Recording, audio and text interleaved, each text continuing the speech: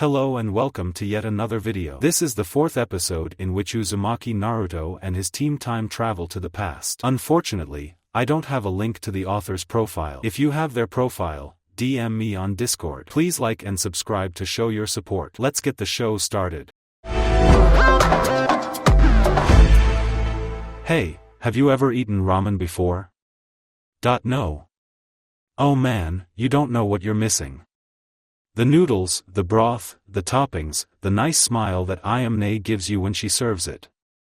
I'll buy you a bowl while we're waiting for the tournament. I promise once you've had a taste you won't want anything else. If I'm not satisfied I'll kill you. Sure.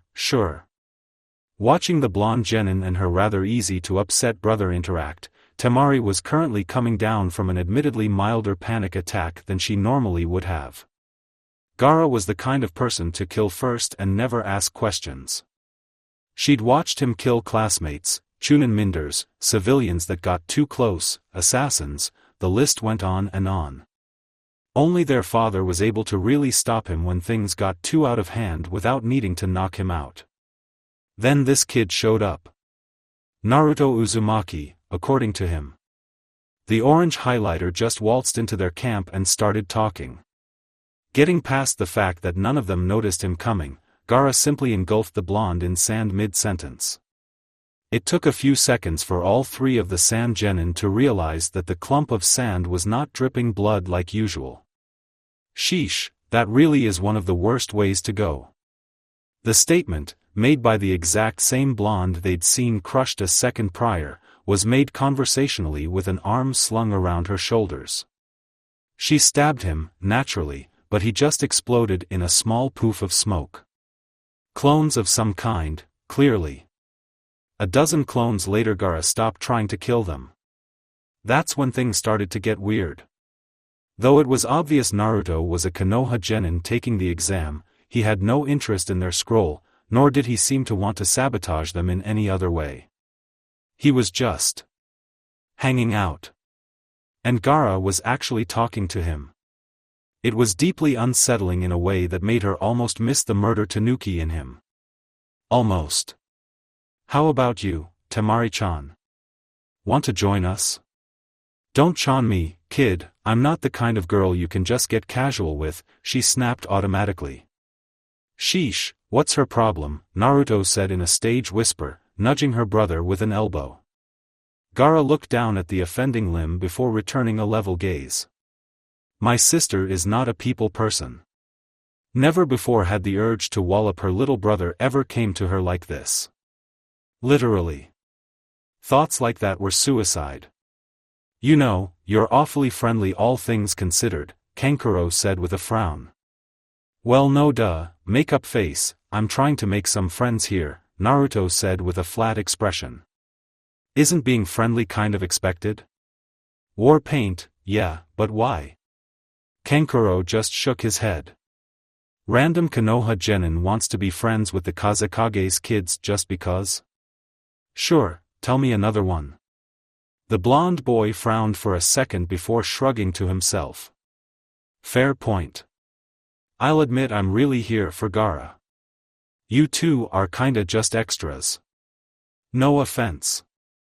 Stop bullshitting us, what do you want from my brother? Temari demanded. I'm really starting to question your memories here.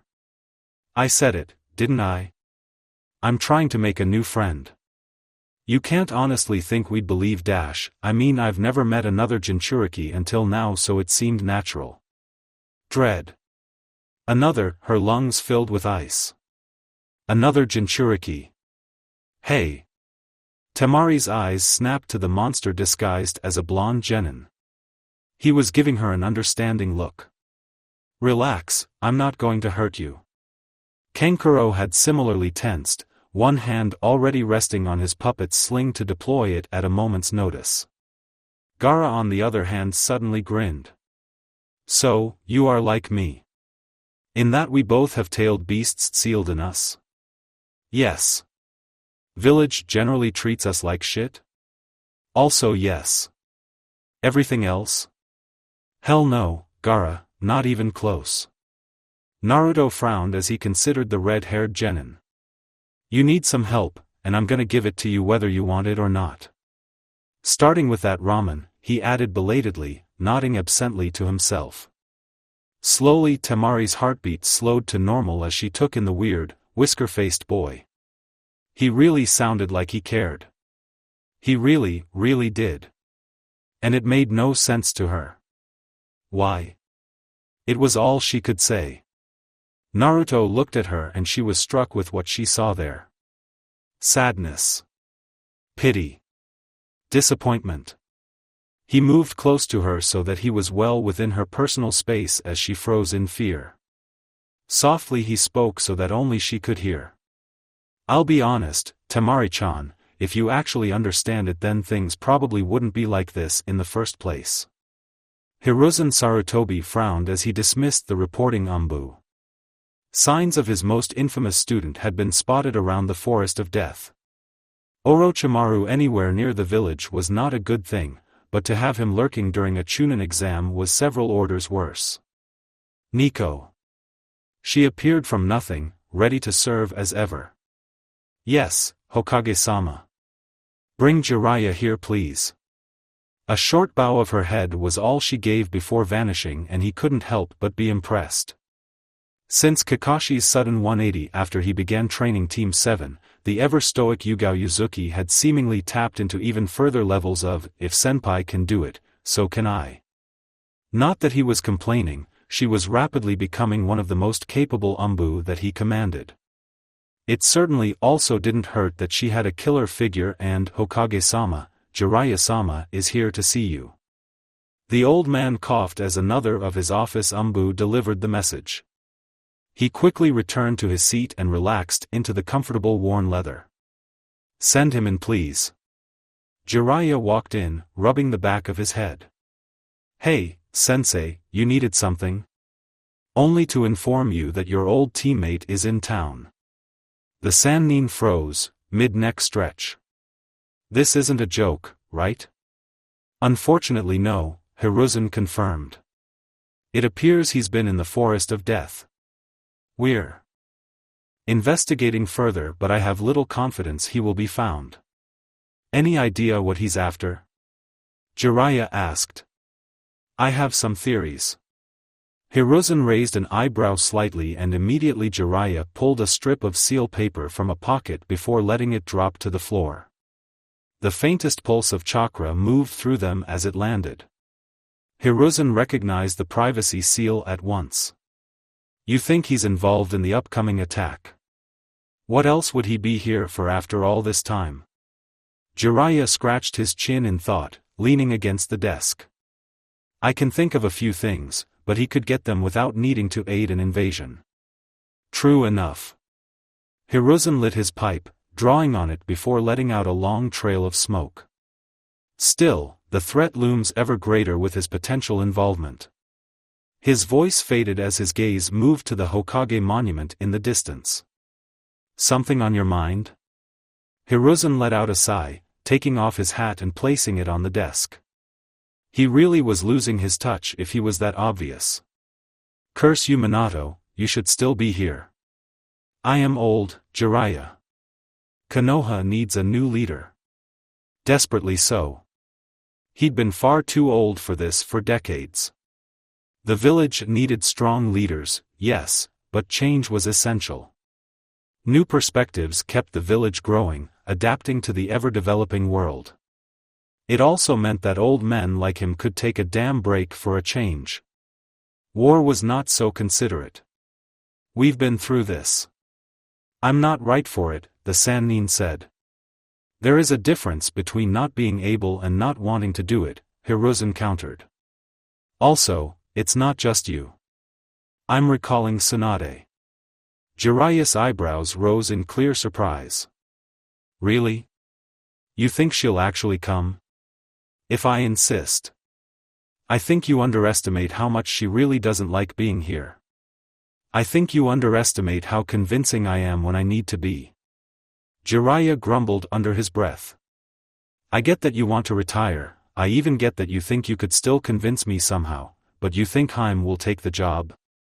Jiraiya looked at him blankly before regarding the pipe apprehensively. What did you put in that thing? Hiruzen ignored the comment, pressing further. He'd get his knuckle-headed student to understand one way or another. It is less that she will become the god aim, and more that we need someone new to take the hat. I have merely been holding it to give someone time to rise, but it is doing more harm than good at this point. Hiruzen frowned at the pipe in his hands. You or Tsunade are the best options in the short term. She'd sooner stop gambling. Will you do it then? That desk isn't where I belong. If you'd ever listened to me when I taught you, you'd know that the desk is the least important part of it. It's the people. They matter the most. Jiraiya gave his old sensei a disgruntled expression but didn't object.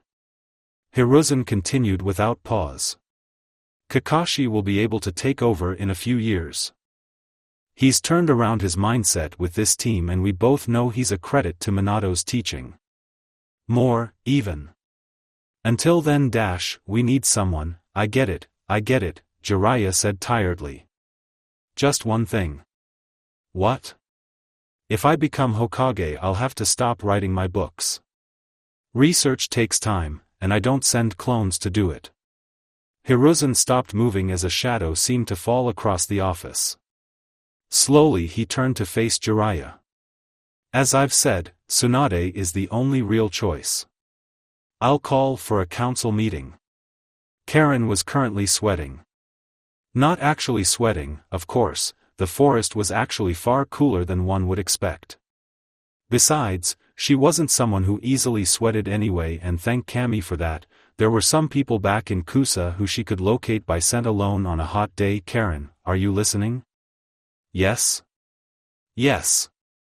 For much of the travel that they'd been doing, Sasuke filled the silence with random information about the Uzumaki clan. Of their vitality, longevity, and chakra that often held special properties. That their knowledge of Fuinjutsu went beyond that of anyone else in the world. Of their signature red hair. She knew all of this. Her mother told her similar things before they'd become stuck in Kusa. Sasuke also told her things she hadn't known.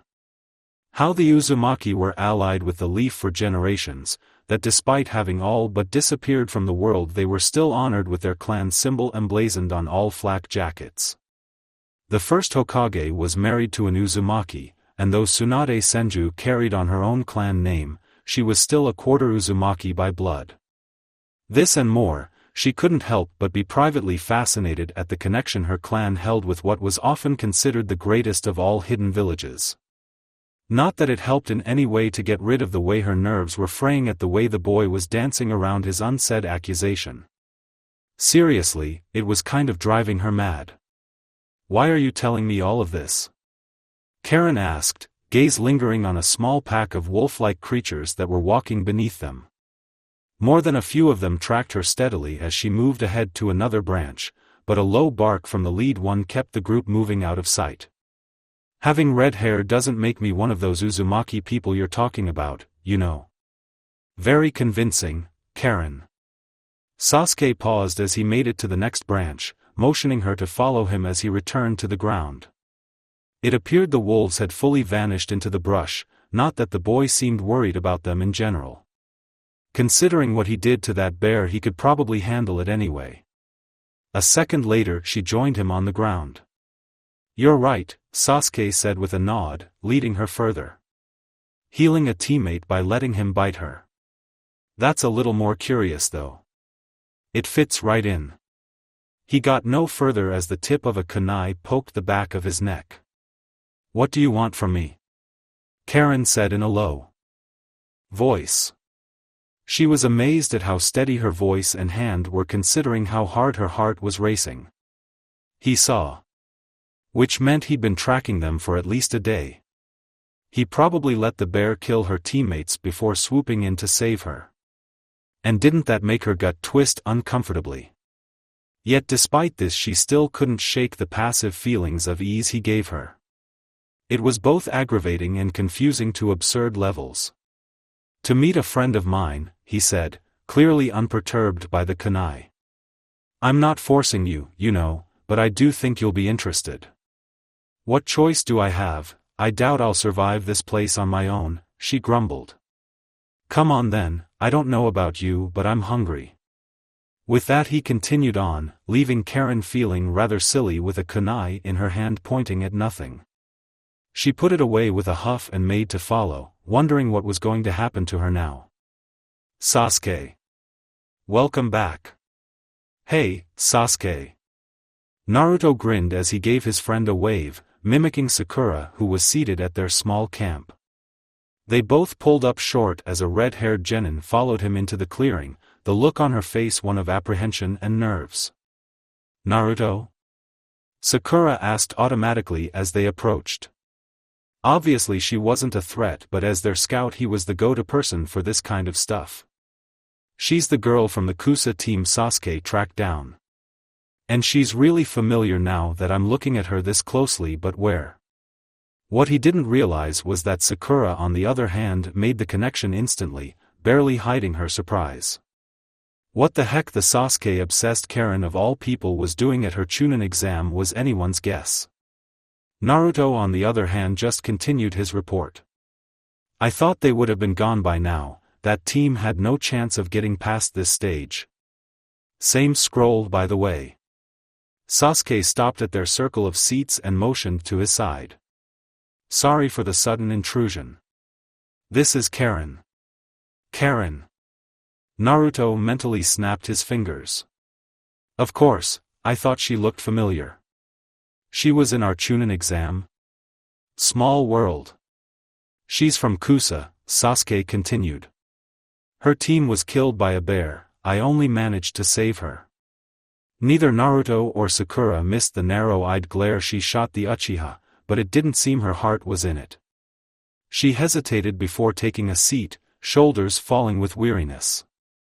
Hi, I'm Karin, nice to meet you, she said automatically, perking up at the sudden offer of a warm drink from Sakura.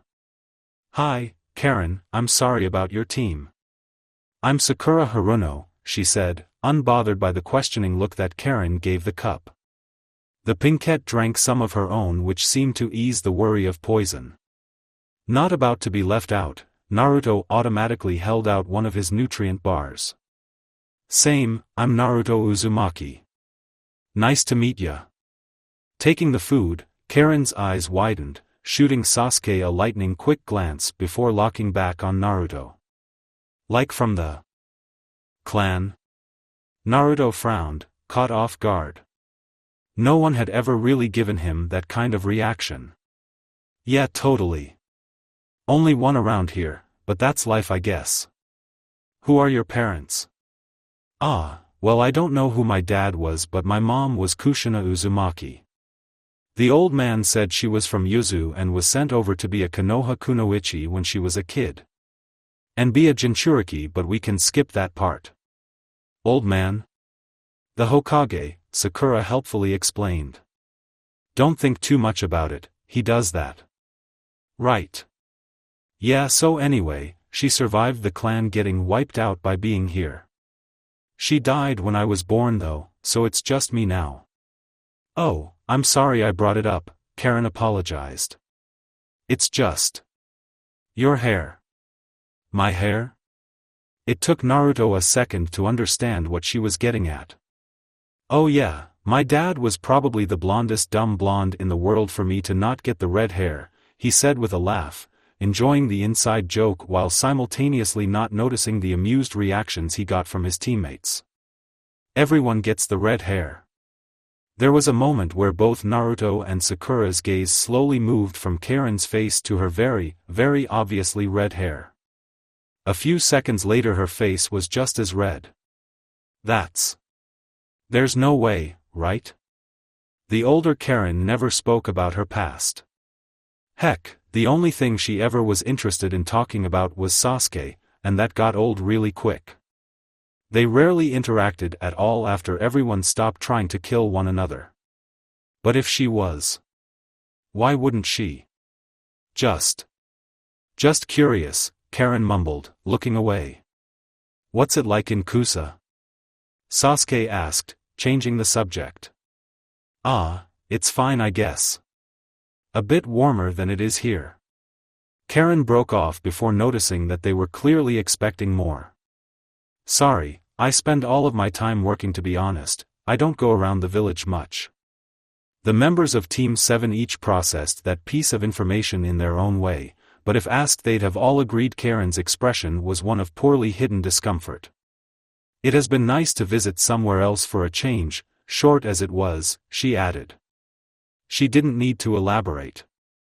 With her teammates dead, there was no way for her to pass the current test, even if she managed to get all 3 scrolls. You sound like you don't really like it there. Karin lowered her head as Sakura glared at Naruto. Sorry. No, it's okay. Karin shook her head, eyes still on her feet without really seeing them. I wasn't born there, just kind of ended up there. Excuse me.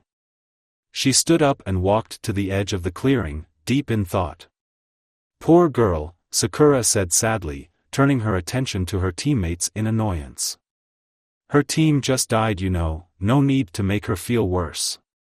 Her team was not nice to her, Sakura, Naruto complained. They both shouted at her a lot and ordered her around. I could hear it so easily and I wasn't even trying where I was. He's right, Sasuke added with a frown. Though I doubt she'd admit it, Karin clearly feels less burdened with them gone. If this is how she is treated out in the field, how might it be back at her village? Not to mention. They continued to talk in low voices. Meanwhile, Karin had her eyes shut tightly, unable to rid herself of the image of her temporary Jonin sensei's inevitably angry face at her failure. No doubt with this she'd never get to leave the ward again. They wouldn't want to risk losing their healing chew toy. Those 2 jerks. Was she really sad they were dead? Nobutoshi and Ryo never considered her anything more than a disposable asset.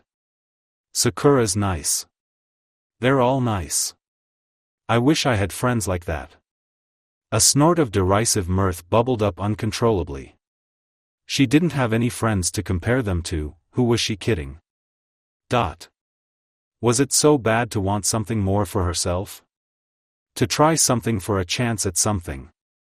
Anything? The 3 cut off as she rejoined them, regarding her with mixed but curious expressions. I'm sorry. Let me reintroduce myself. Her heart pounded. Her breath shuddered. Hope had taken root in her, and it held on with wild abandon, warming her chest in a way she'd long forgotten. Who knew where this could go, but more than anything she wanted to try. She looked at the 3 genin, settling finally on the blonde. I'm Karin Uzumaki. Nice to meet you. Cousin. Naruto blinked as the word echoed in his head. Cousin. You. What? Karin was an Uzumaki? Yeah, I'm pretty shocked too, she said, an edge of shyness to her voice. I never thought I'd meet another Uzumaki. Kurama? She's not lying, right? Please. She's not. A part of him still couldn't process why the old Karin he knew hadn't said anything, but it was rapidly losing ground to his excitement of having found a surviving member of his clan. Immediately he looked at Sasuke. How the heck did you know? That's a good question, Sakura said after a second, regarding Sasuke with a mix of curiosity and suspicion. Clan education, he said with a shrug. We get taught a lot about the important clans of the village, including how to recognize them, so we don't look ignorant. It's a thing, he added tiredly. Mother was very strict about the Uzumaki too, despite there only being 1 in the village. Yeah, but by chance I noticed Karin during the first test and have been spying on her since. I didn't tell anyone because I didn't want to get Naruto's hopes up in the event I was mistaken. He let a hand rest on the blonde's shoulder. I know that if there was a chance someone of my clan was still alive, I'd take the chance no matter how slim. There wasn't even a question about what to do. Yeah. He did understand. Sasuke turned to Sakura and gave her a grin. Besides, Naruto would do the same for me. There was a moment of comfortable silence before a beaming Sakura gently placed both hands on Sasuke's collar and lifted him in the air, shaking him thoroughly. You think you're the only one who cares about him, you smooth talker? The next time you leave me out of something like this I'll make you regret it, you hear me? Yessssmm. Sasuke managed to get out as he was manhandled. She then pointed a finger at Naruto, who froze, half afraid and half impressed that Sasuke didn't drop a hair despite now being held and shaken by a single hand. The same goes for you. Yes, ma'am. Great. Sakura placed Sasuke back on his feet before dusting her hands off. Good talk, team. Anyway, let's plan this out. Plan what out? Karin asked, still blinking at the explosive pinkette. Your death, obviously. Naruto suddenly found himself being used as a shield as Karin moved behind him, looking at Sakura with wide eyes. My death? Phrasing, Sakura, said Sasuke, who was still straightening himself back out. But you are right, of course. It's the only option. Come on guys, you're scaring her, Naruto said reproachfully. Leaving the two to their thoughts, Naruto turned to his newly discovered clan member. This is pretty crazy, he admitted, drawing her eyes. I never thought I'd meet another member of my clan, but life is random like that, I guess. It'd go against everything I stand for to not help you if you need it. He paused, feeling unsure for a second. You do need it, right? Alarm bells rang in his head as his instinctual sense of danger screamed for his attention. Karin's eyes were blinking and getting kind of shiny. She sniffed once. No. And again. Please no. Yes, she said shakily. I do. It's okay. Just don't say anything too over the top and it'll be fine. Naruto flashed her his patented smile. Then I'll save you no matter what. Believe it. To which Karin immediately began crying. She tucked her head behind an arm automatically to hide her face. Naruto only barely kept from slapping himself. I did the opposite. Wow, Naruto. Sakura's soft accusing voice carried all too easily to his ear. Making two girls cry in a single day. You're something else. I'm fine, I'm fine. Karin took a deep breath as she looked to the canopy above before exhaling and giving her head a little shake. There's a lot going on in my head right now. Sorry, I'm okay. The Naruto effect, Sasuke said shortly, nodding to himself.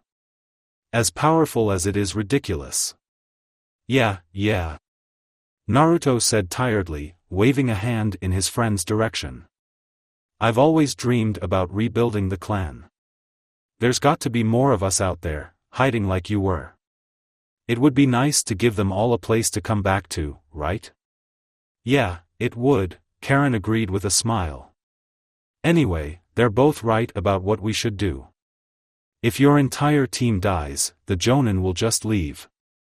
Unless they're going to want your body. Kusa is growing, but they're behind in the medical field. Having a corpse wouldn't do them much good, Karin said. Considering that their best solution to a lot of problems was, go bite the girl, yeah, they could use some improvements. Then we'll do that. Kakashi-sensei can get Karin to the Hokage, he corrected for Karin's benefit, and we'll go from there. Wait. You're telling me that your sensei will just go along with a defecting shinobi plan? The Hokage too? With no discussion? We can't communicate with them until the test is over. This could cause a huge incident. Yes, the three genin of Team 7 chorused. Unless you're lying about being an Uzumaki, Sakura said slowly. I'm not. Then there's no issue. But a slight rustling of nearby leaves caused them to all break off as a very familiar team of genin dropped into their clearing. Sasuke Uchiha, step forward, we are here to kill you, said Dozu, a kunai raised and pointing to the genin in question. Wait, why are there 4 of them? Who's the red-haired girl? Asked Kin, a senbon with a bell softly ringing in her hand. Doesn't matter, we'll wipe her out too if she gets in the way, Zaku growled, small ripples of wind forming around his hands. We're not here for the rest of you losers, so stay out of our way and we might let you live. Silence fell on the clearing for a moment before. Naruto doubled over, unable to keep it in as he held his gut. Naruto. Sakura tried to scold him but also covered her mouth as she began to shake. Karin looked in worried confusion between them both and then to Sasuke who, while maintaining a look of impassivity, had the corner of his mouth twitching. You got something to say?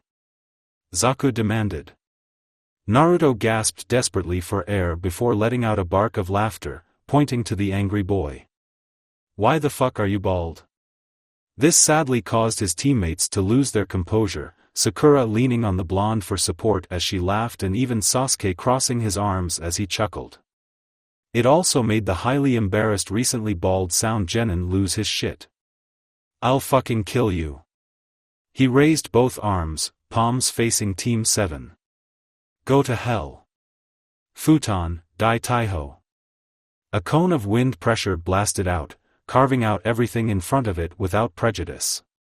The entire camp vanished in a moment with the brush around and behind it. The trunk of the nearby tree was gouged away to the point where if not for its colossal size it would have easily toppled. Zaku panted as his arms dropped to his sides, hands twitching in pain. He'd pushed his air tubes nearly to the point of internal damage in his anger. What the heck, Zaku, a little warning next time, Kin complained in annoyance, still recovering from the blast. Indeed, Dozu agreed, ears still ringing. A low whistle from beside them drew their eyes. Sasuke and Sakura were looking on at the destruction with some interest while Naruto, who was holding a very frazzled Karin, nodded appreciatively. You gotta respect the effort, he said, and his teammates nodded. He turned to the surprised Sound Genin and continued, you missed though, sorry. Why you? What do you want to do, Sasuke? Seems they're after you. Doesn't matter, they saw too much. Realization and grim expressions were exchanged as the three-leaf Genin looked at Karin. He was right. I will handle it. Naruto and Sakura hesitated for a moment before nodding. We'll start for the tower then. With that they departed swiftly, unsurprised that the Sound team made no move to follow them. They had a mission after all. So. Naruto looked curiously at Karin who was expressing a mixture of both displeasure and embarrassment. How long are you planning on holding me? Sasuke sighed as his teammates took Karin and moved on. That had gone about as well as he'd hoped, despite the interruption. While his clan being more or less wiped out was not a net positive, they sure did make a handy scapegoat for anything he needed to hand-wave an explanation at. You've got some confidence taking us on alone. I'll give you that, said Dozu. Unfortunately for you, he cut off as Sasuke simply faced the opposite direction. Hey, asshole, don't ignore us, Zaku snapped, hands extended aggressively. Sasuke didn't turn around, instead delivering a single line. Omi wa emo shindiru. Nani? Like puppets with their strings cut, the three Genin dropped to the ground, dead. Always wanted to try that one, he chuckled, disappearing in a shunshin to catch up with his team. Kabuto cursed under his breath, grinding a plant under his shoe as he waited impatiently. Yoroi crouched a few meters away, idly poking at an ant hill. Misumi was off taking a dump. Again. 4 days. It had been 4 whole days since the start of the second test and they hadn't found a single team. It was inexplicable. He also couldn't help shake the feeling that they were being followed, but he chalked it up to paranoia. He was a damn Jonin-level shinobi pretending to be a dumb Genin. Who in the exam actually had the skill to stay out of his notice? Nobody, that's who. Well, it wasn't like they really needed to make it to the next round of the exam, but he'd been planning on at least interacting with some of the rookies, particularly Team 7. Those brats didn't even like my ninja info cards. If they'd just paid attention they would see how awesome they, and by extension I, am. Kabuto, what's the plan? Yoroi asked, not looking up from the ant-hill. We'll just stalk the tower area, maybe pick up a straggler, he replied. It wasn't the priority anymore, plain and simple. Instead, he'd need to think of a way to survive his next meeting with Orochimaru. From the message he'd received via Snake Summon, it appeared his information regarding Team 7 was so inaccurate that his ass was grass the next time they met up. Got it. Misumi, you hear that? The only response he got was a gurgling surge and a groan. Kabuto cursed again. If you lack heaven, seek wisdom, be prepared. If you lack earth, run in the fields, seek advantages. These rules will guide a person's extremes. It's not a riddle, right? I think I'll kill something if it is. Haku couldn't help but agree as his team regarded the words written on the large wall scroll before them. It took far longer than they'd expected, doubly so because of those damn spiders, but they'd finally made it to the massive building with all 3 scrolls. When they entered, however, it wasn't to the sight of a proctor, but an empty room and a message on the far wall. Wait, there's something else. He moved closer and saw what looked like a small piece of paper taped just under the large scroll with something scribbled on it. If you lack hell then you're fucked. I don't get paid enough for this crap. A beat of awkward silence moved between them as the image of a pissed Jonin passed through all of their minds. Well, it's obviously the scrolls. I don't see a place for us to put them though. Chojuro noted. Do we open them? Didn't they say we'd be disqualified if we did? Fumiko countered. Because if we do that and that happens, I'll kill you. She traded looks with her 2 teammates before sighing in resignation. Fine, give me one, let's just get this over with. Poof. Took you long enough. For a while there I thought you actually might fail.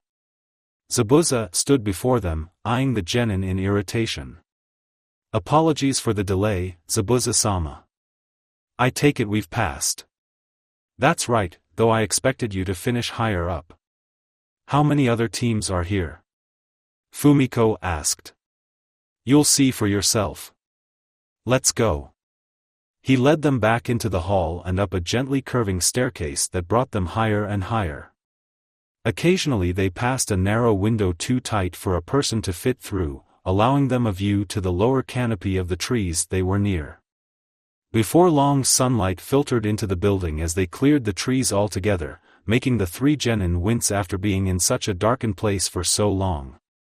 Eventually they came to a floor that opened up to the 2nd level of what looked like a large mess hall. Teams of genin were scattered about below, mostly on their own, but there was a single large group of 3 teams all chatting together. Haku immediately recognized the waving hand belonging to the ever-attentive pink-haired Sakura, which he returned with a short one of his own. We're 7th? Chojuro's voice was one of surprise. Out of 14. After all, 42 scrolls, 3 types, 14 groups of 3. No, you're 7th out of 7, Zabuza corrected, much to their confusion. That orange brat showed up with 7 extra Earth scrolls. No more teams can pass. He looked down on them, clearly not pleased. You're last.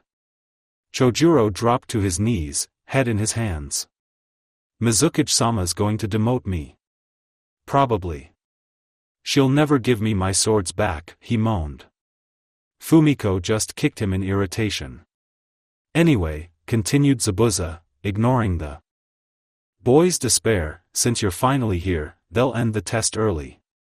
The sound of coughing drew everyone's attention to a Konoha Jonin who was standing at a different point on the 2nd level. Hello, I am Gecko Hay-8. Please follow me for information about the next stage of the Chunin exam. With that he left through a nearby door, the 6 teams below quickly moving so as not to be left behind. No one had forgotten the last transition they had between tests. Go on, Zabuza said, walking off.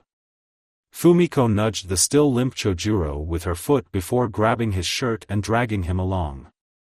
Haku just sighed, eager to be gone from this awful place. Seriously, those spiders sucked.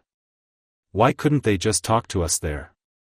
Ino complained, wincing as she limped down the hall with her team. Something's happening, Shikamaru reasoned, clearly not pleased by the idea. They might make us fight now. Why? Choji asked. There's still a lot of us here for a tournament, Shikamaru elaborated.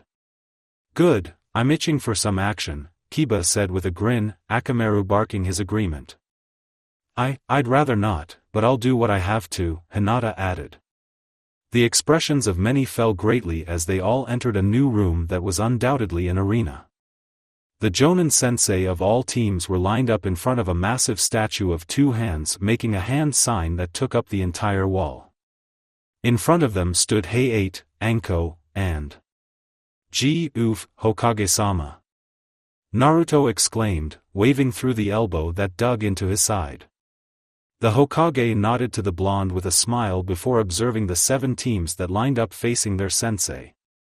Whatever thoughts the Jonin had about who else had made it, they hid them well. Hokage-sama will now explain the third test, Anko said before stepping back. Thank you, Anko. The Hokage took a puff from his pipe before speaking.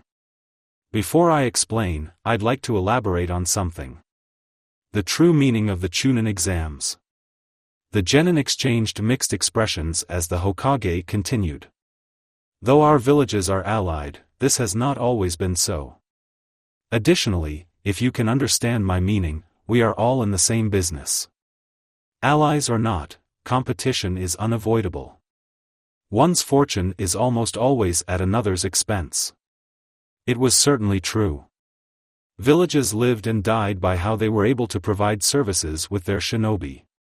Regardless of what those services were, it needed to happen or the village would disappear before long. In other words, this is a controlled version of war between allies. The Hokage took a moment to take in the faces of the genin before him. Many seemed shocked by his proclamation, but many more were unaffected.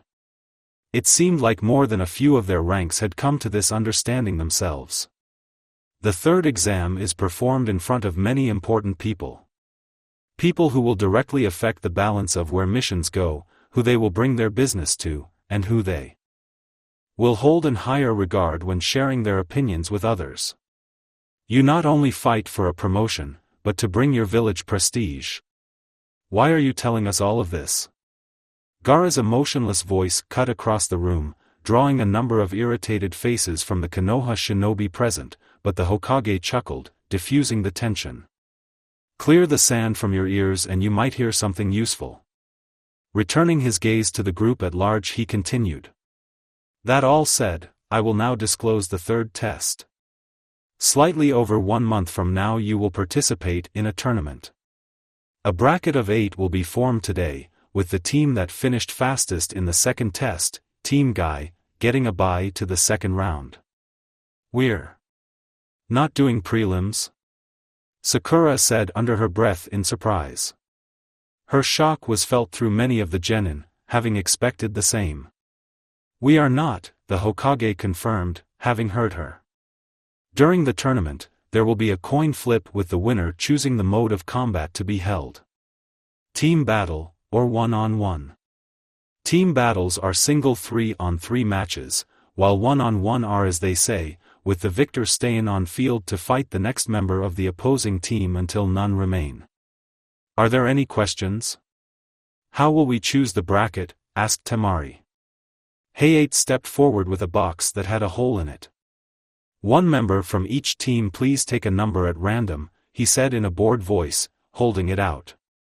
Team Guy, wait where you are. It only took a few seconds before they all held a number and the matches were set. First match, Team Asuna vs Team Zabuza. Second match, Team Baki vs Team Kurenai. Third match, Team Kakashi vs Team Oboro. Fourth match, Team Guy, bye. Now that you know your opponents, use the time you have to properly prepare. Do not disappoint your village. Please accompany your Jonin sensei who will guide you out of the forest together. Any other questions about the exam can be directed to them. Good luck. The Hokage turned, making brief eye contact with Kakashi before leaving the room. There was much to discuss. It appears, the Hokage said lightly, moving his gaze around the group of people standing at attention before him, that we have quite a lot to discuss. It was about an hour after the genin had been dismissed with their Jonin sensei from the base in the heart of the forest. With so many high-level shinobi, the group would cut through the forest in little more than an hour or two. The Konoha Chunin and Jonin proctors were now moving through the forest, collecting any remaining genin who were still alive.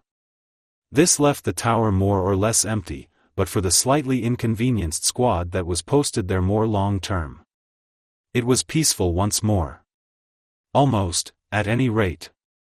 You've got no idea, GG, said Naruto, scratching the back of his head.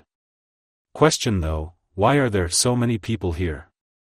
Apart from the Hokage and all of Team 7, they were joined by Karin, Jiraiya, Anko, and a purple-haired kunoichi he recognized as an umbu though she was dressed as a civilian. Kakashi was able to relay what you told him to me early enough that we could act properly, the Hokage explained. First we will deal with your cousin. The girl in question instantly stood straighter, visibly nervous. Karin Uzumaki. Yes, Hokage-sama. You have 1 minute. Explain yourself. Naruto frowned at the Hokage as Karin rapidly shoved as much of her past and intentions into the minute given. He had to restrain himself from speaking out against her treatment, knowing all too well that the old man couldn't just be his kind GG all the time. What were you hoping to do here in Konoha? Join the shinobi forces? I don't know, her head lowered. I just want something better.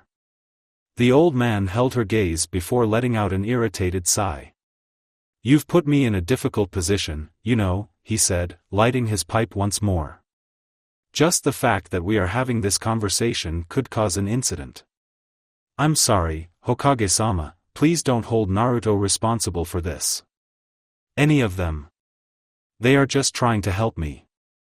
There is a reason why genin do not make any decisions in the village, the Hokage said pointedly, much to Team 7's chagrin. The old man instead regarded the others in the room.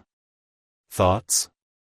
Leave her with me, we'll figure out if there's anything going on, Anko said with a smile, making Karin shudder. Kakashi said nothing, clearly wishing he could be reading his porn at the moment. It was fine though. They'd never have even gotten to this point without him. Jiraiya watched Karin with a curious gaze. A blood test will tell us if she's the real deal, though she definitely has the look. She looks like Kushina's kid sister. And when word eventually gets out that the Uzumaki clan is rebuilding within the walls of Konoha? The Hokage gave Naruto a flat look. I wasn't born yesterday, you know. Not really much of a clan with just 2 people, GG, Naruto objected, very much aware that no one believed him. Ah, no offense, Sasuke. None taken. Anyway, Jiraiya continued, I don't see a problem. Good, we agree then. As if there was a chance you wouldn't, Naruto thought smugly. Karin blinked as the serious scary Hokage was replaced by a cheerful old man. It'll take a little setting up, but I don't foresee any problems. You will have to go through some testing, but barring that, welcome to the village. Thank you? Karin said bemusedly. The Hokage motioned to the final occupant of the room who stepped up with a warm smile. This is Yuzuki, he introduced. She'll be taking care of you for the time being. Nobody was confused about what he was referring to. Nice to meet you, Karin said dimly, wobbling on her feet for a moment before her legs folded beneath her. She only dropped an inch before Naruto caught her. Naruto. I think you really saved me. Told you, he said quietly, helping her back to her feet. I'll see you soon, okay? Yeah. Yugao helped her out of the room, likely to smuggle the girl back to the village proper as soon as possible. Once they left, the Hokage turned his attention back to the group of genin. With that out of the way, give me a full report on what happened in the forest with Orochimaru. Jiraiya frowned as the three genin finished their recounting of the entire fight against his former teammate, including the attack and elimination of the Sound team. For Orochimaru to be interested in Sasuke to that extent, trying to get him to defect from the village. The rumors he'd been getting were starting to sound more and more true. It was a horrifying possibility. It's a miracle you three survived, the Sannin said bluntly. If he really wanted you gone, you would be. To be fair, each one of them had something of a trump to get them through the fight against someone they had no right in surviving against. Naruto of course had the fox, though coming out of the fight without being sealed was to the kid's credit. Orochimaru was more than familiar with Jinchuriki and how to fight them. Sasuke was a prodigy like his brother, albeit a later bloomer, and had a matured Sharingan. The eyes were the cheat codes of the shinobi world. Surprisingly though, Sakura was the one to get the snake bastard to retreat, through something equally as improbable to boot. Can you show me the seal? He asked, getting a nod from the girl as she pulled her hair aside. It sat innocently on her neck like a trendy tattoo. How do you feel? Normal, she replied. I know I lost my temper a bit when I changed, but I changed back and now it's like nothing happened in the first place. A bit, she says.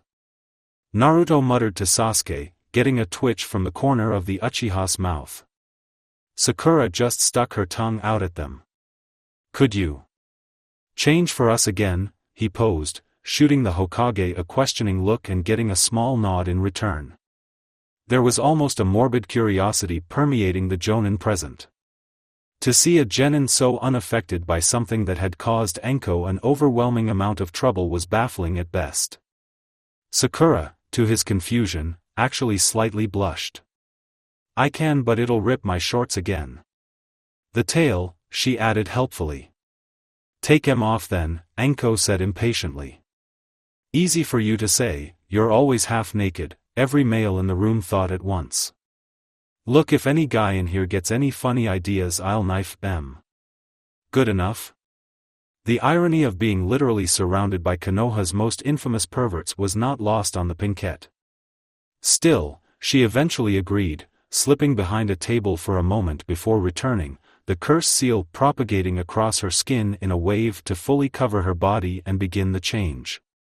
Amazingly to the genin it happened even faster than the first time, and seconds later the level 2 curse seal Sakura stood before them in all her glory.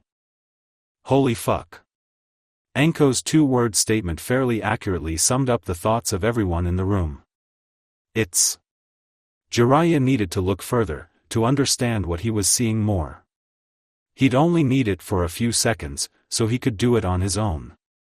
Natural chakra entered into his system in a trickle, enhancing the world around him 10 times over. The feel of everyone's chakras immediately around him were laid bare to see with his new sixth sense. At that moment his suspicions were confirmed. It somehow uses natural energy. Orochimaru, you bastard, what have you done? He breathed, unnerving those around him. What? The question that came from Sakura was quite a bit shorter than her usually polite tone, her earth-spiked tail moving idly.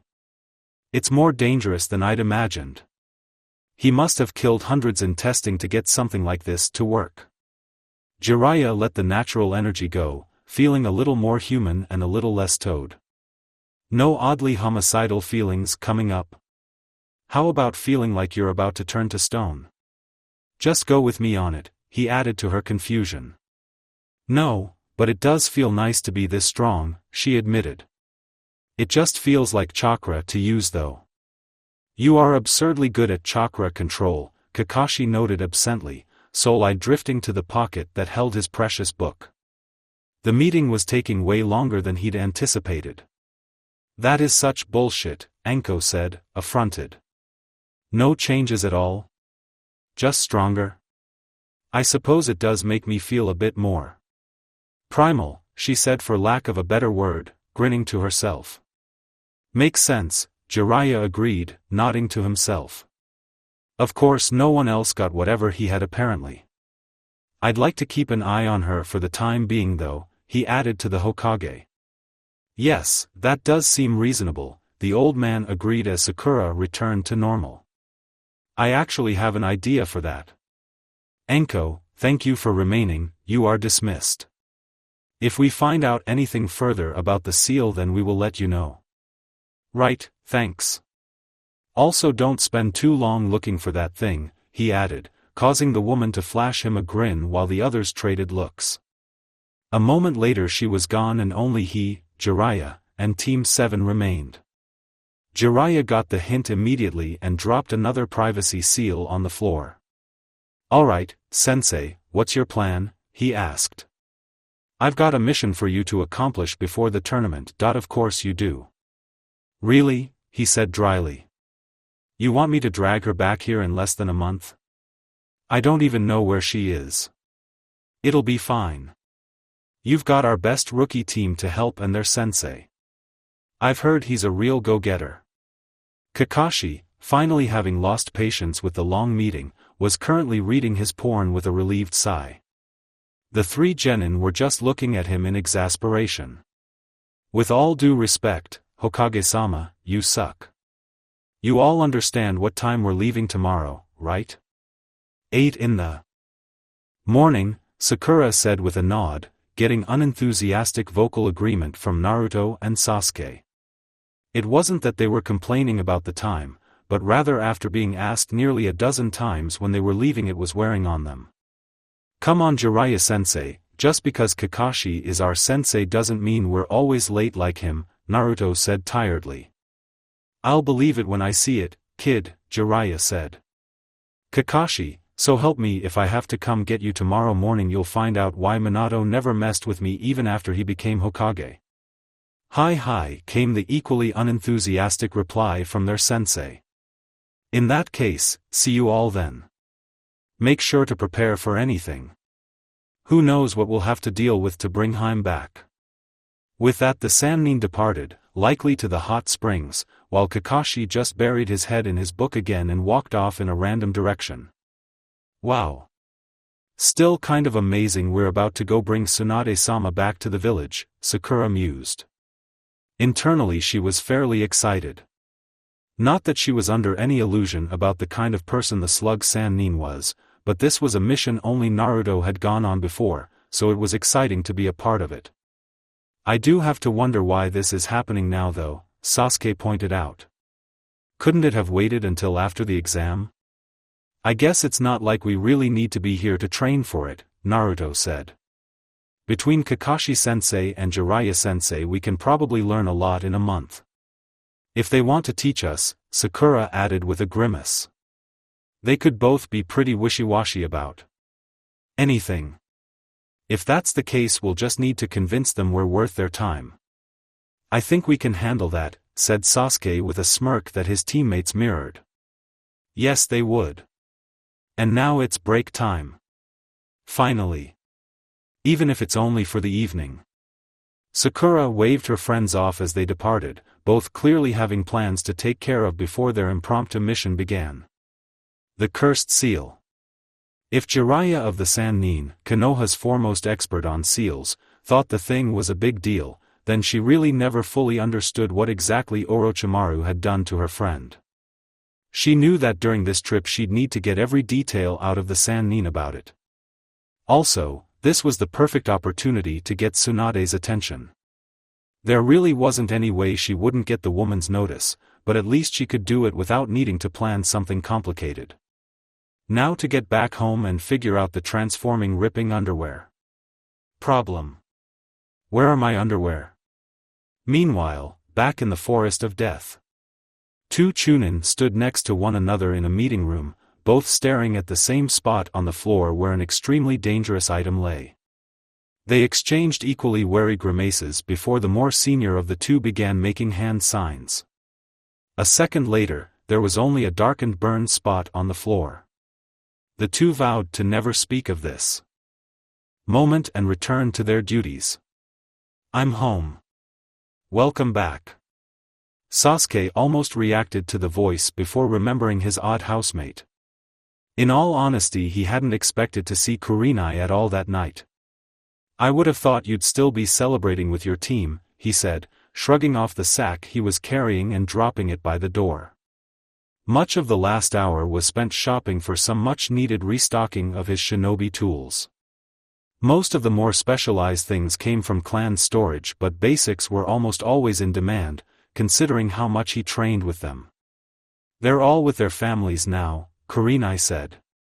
We'll party tomorrow and plan out their month of training. Were you hoping I'd join again? He asked in curiosity, finally having straightened up the entrance. He moved into the main room and was immediately greeted by the sight of a loosely dressed jonin lounging on the couch. A village's worth of wet dreams stared at him, irritated. You think I can't handle it? She shot, getting a raised eyebrow out of him. Don't be ridiculous, he returned. Did you eat? No. I was waiting for Anko to get back, but she never did. Had a couple drinks before I just came here. Any idea about that? Your team was held back. The image of a laughing Anko holding up a flabby Orochimaru mask in delight quickly came and went along with the desire to never think anything like that ever again. Not at all. Tell me about how things were from the jonin side and I'll whip something together. As Kurenai launched into some random story from the last few days, Sasuke smiled to himself as he moved to the kitchen. After everything, it was nice to have a break like this, even if it was only for one night. Naruto let out a sigh as he pushed the last few noodles in his ramen around the bowl, lost in thought. Old man Ichiraku had already gone home for the night, leaving Ayam to take care of their last customer of the day. Normally the blonde wouldn't linger much when he finished his food, but today was different. 2 fresh bowls remained, one for him and the other for Garra. As soon as he got there, it took Naruto a little time to locate the Sand siblings after they'd been dismissed, but a split-second sage mode made it easy to do so, and at once he was off to follow through on his promise to treat his fellow Jinchuriki. Of course, it wasn't just about the meal. Garra had been a heavy weight on his mind for months, and now he was in a position just like he had been in Nami.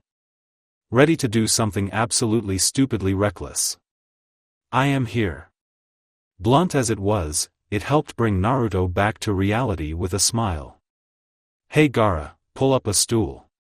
I am Nay, we'll take those bowls now. Sure, Naruto, I'll start wrapping up then, said the girl with a smile, serving them both. Enjoy your food, she added to Garra, who watched her impassively. Silence fell as the two tucked into the meal, Naruto with gusto and Garra with an equal lack of emotion. A few minutes later it was broken. This is acceptable. Right? To what end have you brought me here? Naruto's expression became more serious as he let out a breath. I do want us to be friends, he said, continuing to eat slowly. No one understands what you've been through like I do, and I want to help you. That I do not want help, nor do I need it. Naruto smiled, placing his chopsticks down. That, my sandy friend, is where you're wrong. And he lightly pat the boy's back with an open palm. Like a light being switched, the entire setting changed from a ramen bar to a vast endless space of muddied orange and brown. Naruto stood opposite a suddenly on guard Garra as he took in the changes. Where is this? What have you done? Seishin Sekai, Naruto said, completely at ease. This is basically a subconscious space that the tailed beasts and their hosts can go to for communication. No genjutsu or ninjutsu can crack this place. No lies. You probably feel a bit more at ease yourself without Shikaku in your head for a change. It is quieter, Garra admitted. Mother. You know that isn't your mother, right? Naruto said warily, eyebrows raised. It has made me who I am.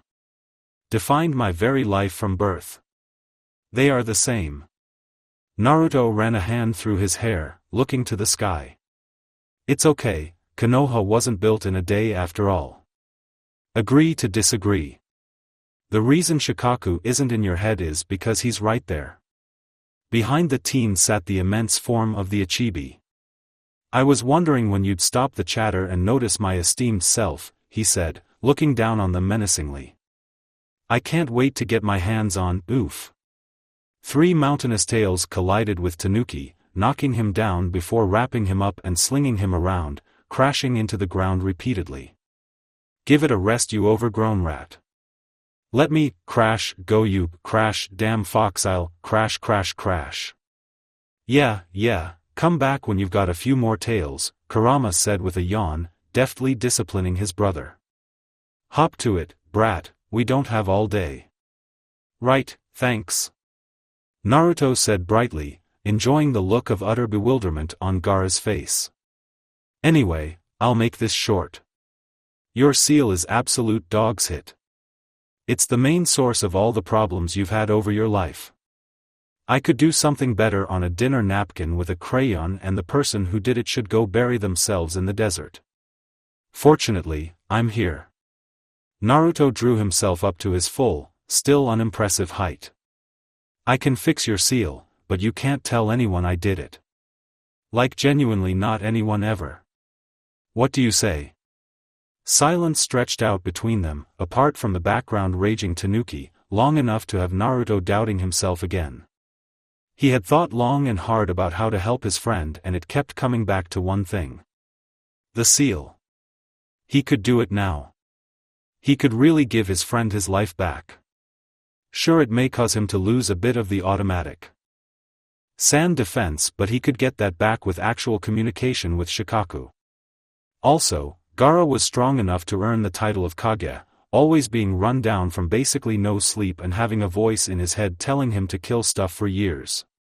Imagine if the guy could get some decent sleep.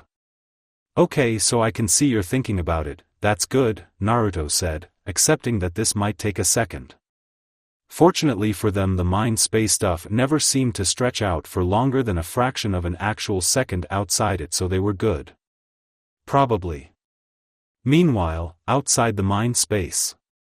Mommy, look, it's that boy, he's doing it again, and there's another one too.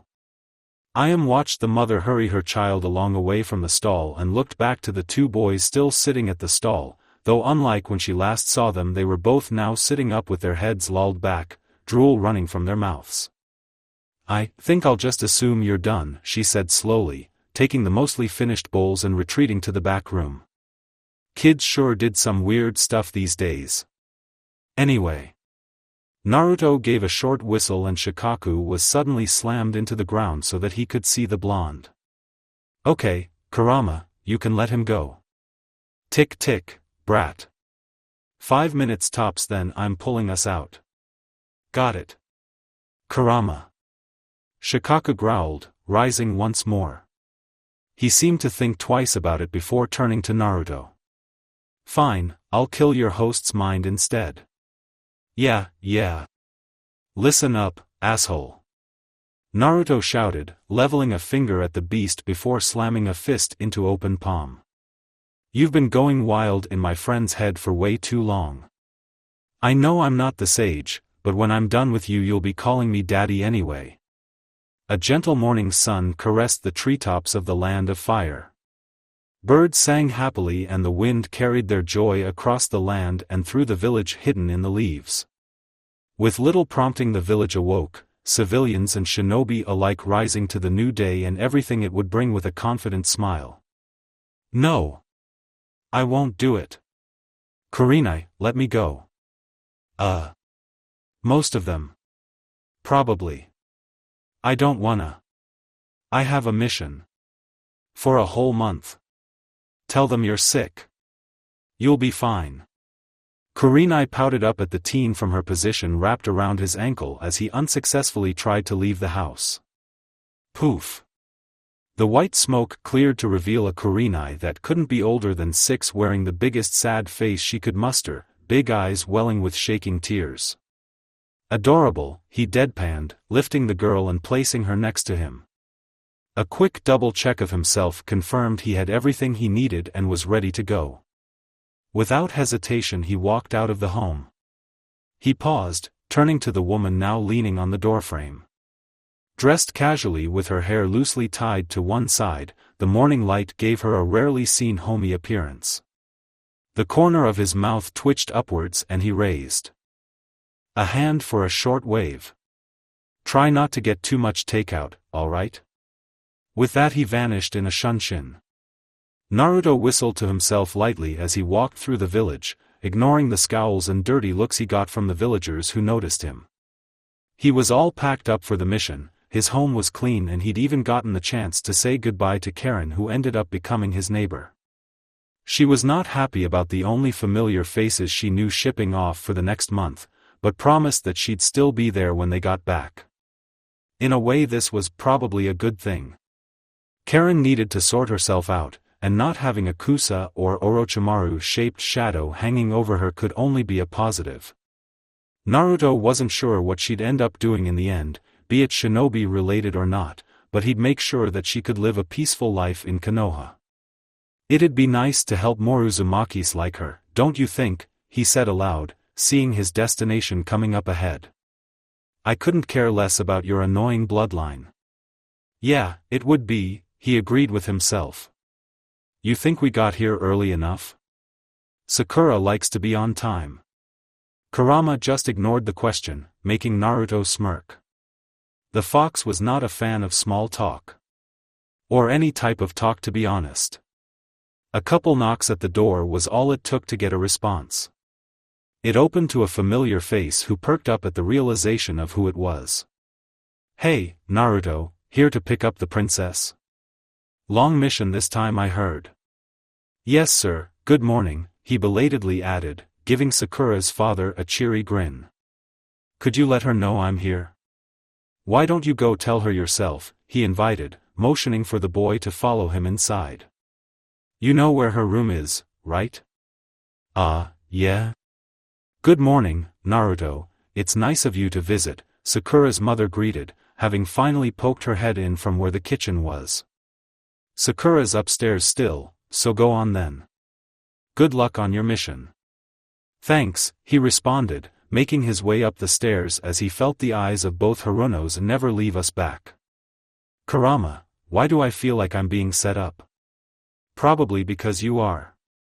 Reaching the second floor landing, Naruto barely took 3 steps before a barely dressed Sakura walked out of the bathroom with a hairbrush halfway passed through her hair, freezing in place as her brain caught up with his presence. Nice knowing ya, kid. You too, Kurama. 5 seconds passed in stillness as Naruto silently thanked the long list of people who had helped him in his previous life and this one. Sakura on the other hand just scowled, pulling the brush free and tossing it into the open door of her room. Not funny you too, she shouted in annoyance down the stairs, ignoring the laughter that followed. Really, from entertaining a future engagement to a banker's son to being okay with her Jinchuriki teammate. It was almost as heartwarming as it was irritating the way they warmed up to the boy. Sakura. Why are you like that? Naruto, who hadn't exactly been able to move his eyes off the girl, felt his question was justified. For some reason the first level of Sakura's curse seal was active, curled around her left bicep, down her torso and wrapped around her right thigh.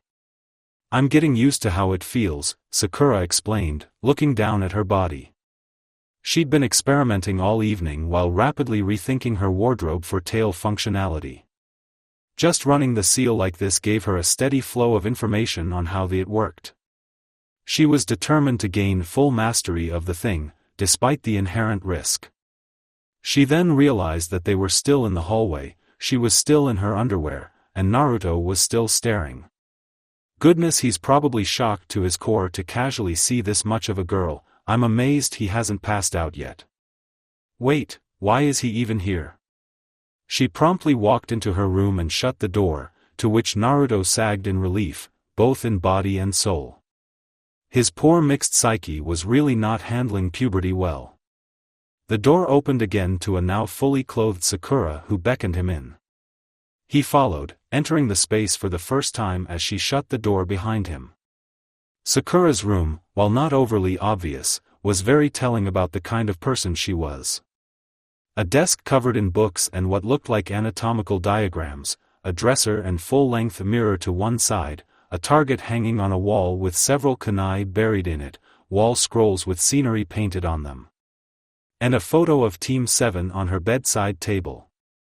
"What are you doing here, Naruto? We don't have to meet for another 30 minutes. I figured you'd be sleeping."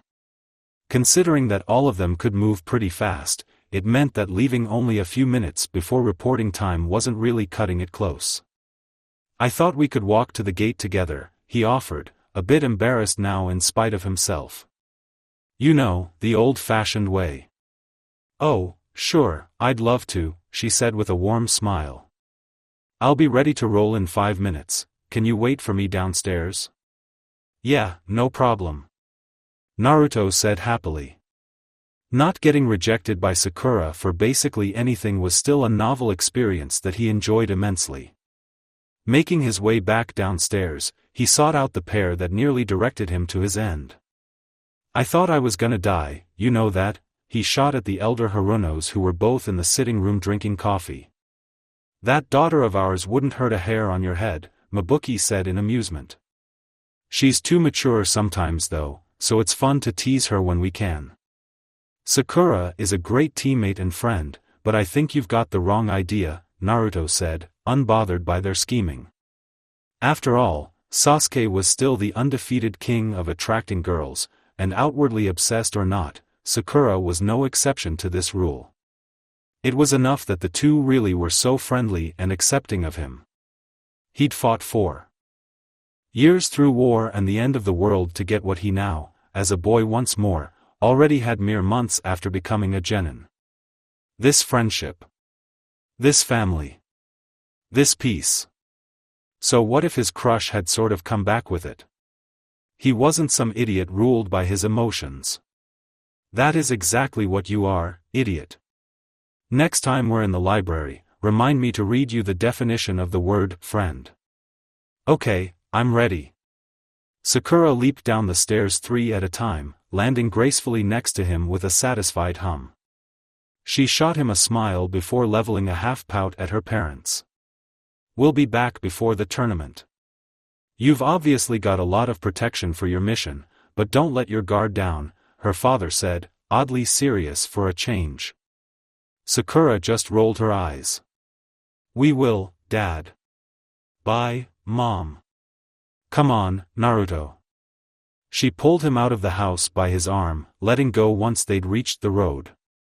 "Your parents are awesome, Sakura," Naruto said, looking back at the house over his shoulder. Her chest tightened slightly as she took in the somewhat wistful expression on his face. Like he'd been through it so many times even the thoughts themselves were like a well-faded scar. "I'll bet yours were amazing too," she said earnestly, eliciting a surprised blink from the boy. "That's what I'm told," he said, greatly appreciating her attempt to cheer him up. "Thanks, Sakura." The girl just smiled, settling into their walk across the village as her friend launched into talking about their upcoming mission. Kurama let out a mountainous grumbling sigh, shifting to get more sunlight as he rested in his stretch of green. His time-traveling, irritating friend was once more subconsciously communicating the warm and fuzzies. It made his fur itch. Still, he was giving the brat a break after arranging such an entertaining meeting with Shikaku the previous night. It was cathartic being able to slam the tanuki around, and watching his minuscule blonde host actually make his sibling call him daddy after a thorough beat down was worth 3 human lifespans of imprisonment. Sure, it all came at the risk of the tanuki's host blabbing about Naruto fixing his seal and being so strong, but apparently the kid felt it was worth it. Not like he cared about stuff like that. Satisfied at the amount of sun he'd gotten, Kurama rolled over, crushing everything underneath him as he exposed his other side to the warm sun. Yeah, this beats sulking in a flooded cell any day. The 8th hour of the day was heralded by a yawn from a one-eyed jonin, who looked like he'd rather be anywhere else at the moment. Even the little orange book he was reading was tilted slightly to the side like it was taking effort to hold it up. Jiraiya stood nearby, writing in his notebook with a look of concentration on his face. He frowned for a moment before smiling perversely and scratched a line out, writing a replacement with an ever-widening grin. Sasuke tried to pretend he wasn't associated with either, despite standing between them. "Yo, Sasuke." The boy perked up to see his two teammates approaching from down the road, Naruto waving vigorously. He raised a hand in greeting, pleased to finally have a distraction. "Good morning to both of you," he said when they finally arrived. "Good morning, Sasuke," Sakura said with a smile. Not for the first time Sasuke silently gave thanks to whatever god made this Sakura so tolerable. "You ready to go?" asked Naruto. "Of course, who do you take me for?" "Hey, I'm way better than I used to be," the blonde defended. "Sakura was just telling me how she fixed her clothes problem from the curse seal transformation, it's super cool." To his look of curiosity she said, "I didn't exactly have the time to redesign my outfit, so I made a cut where the tail would be and am keeping it sealed with chakra. It's actually pretty simple, but it does take some pretty fine control to keep things from losing their tension. It's only a drop of chakra to do though, so it's not going to bother me." So she was controlling the threads in her clothing with chakra control. That sounded insanely challenging. Internally Sakura smirked. It's also a kick-ass continuous chakra control exercise. Even I impress myself sometimes. Cool, right? Sakura's chakra control is so good. Quite, came the voice of Jiraiya, who was giving the girl a thoughtful look. "Anyway, now that we're all here we can go. We'll be heading northeast beyond the land of fire. Remember, Kakashi might be your squad leader, but on this mission I'm in charge." "Understood?" "Yes sir," the three chorused with a mix of nods and thumbs up. "Understood?" Jiraiya repeated to Kakashi, who pulled his eyes slowly out of his precious book. "Hi. Then let's move. The sooner we settle down for our first camp, the sooner we can get training." The three simultaneously nodded before looking at one another in realization. Training? It was as the sky began to turn a soft orange that the group of five finally set up camp, choosing a spot near a thin winding river. Within seconds sleeping bags were out, a pit was built, wood gathered and lit, food was being cooked, and the five sat around their low-kept fire to finally go over their mission. "You're a pretty efficient group," Jiraiya commented, regarding the three genin. "Isn't this your first mission out of the village?" "It is, but Kakashi-sensei had us do a couple simulations of making and breaking camp just to make sure we were organized," Sakura explained. "I've also been out with Team 10 once. I spent a lot of time playing in the woods," Naruto said with a shrug. "Sharingan," Sasuke added. Deciding not to comment on the absurdity of using the Sharingan to set up camp, Jiraiya looked to Kakashi. "Teamwork makes the dream work," he said automatically, not even looking up from his book. Jiraiya cleared his throat and Kakashi coughed lightly, closing the book and stowing it. "Right, you had information to share?" Jiraiya pulled a slip of paper from a pocket, checking it before tossing it into the fire where it disappeared among the flames. "Tsunade is currently in the land of hot water. Most of the country is fairly spread out with little in the way of entertainment, so we'll be heading for Yugakure. Odds are she's there. Not exactly known for its gambling, but there are a couple good spots in the village," Kakashi said. "Gambling?" Sasuke repeated in confusion, the look mirrored on the others' faces. "My old teammate is a well-known gambler," Jiraiya said with a wry grin. "Though to be fair she's more well-known for losing," Kakashi interrupted, getting odd expressions from the genin and a sigh from Jiraiya. "She's been called the legendary sucker for many years, though if she hears you say it she'll probably kill you so." "Ha. Noted. Anyway, if she is in Yugakure then we'll find her in no time," Jiraiya continued. "No shenanigans either, we're not trying to cause a problem for the old man." "Why do I feel like that was directed at me?" Naruto grumbled, getting a consoling pat from Sakura. He's probably imagining an army of orange genin flooding through the streets and across the roofs, Sasuke reasoned. Please, I'm no amateur, the blonde argued, affronted. My infiltration no Justu is top tier. Right. Let's talk about that later, Jiraiya said. Who knew, maybe the kid had another banger to show him. In the meantime Kakashi and I will be giving you things to train. From what I've seen and heard, you're all pushing at least upper Chunin. You've all got something that lets you hit outside of your weight class too. Still, any jonin worth their salt has a closer. Are we getting promoted? Naruto suddenly asked, an uneasy edge in his tone. Sakura's eyes widened slightly and Sasuke frowned, all of which was noticed by the two elder shinobi. Don't you want to be? Jiraiya asked neutrally, curious at their reactions. Well sure, eventually, Naruto returned after a second of hesitation. But we're a really good team, I don't want us to split up so quickly. All three genin exchanged looks, unknowingly sharing the same thoughts. It only just started, it can't end so soon. You do know that getting moved to another team would be much less likely considering you'd all be getting promoted, right? That's no guarantee, Sasuke said evenly.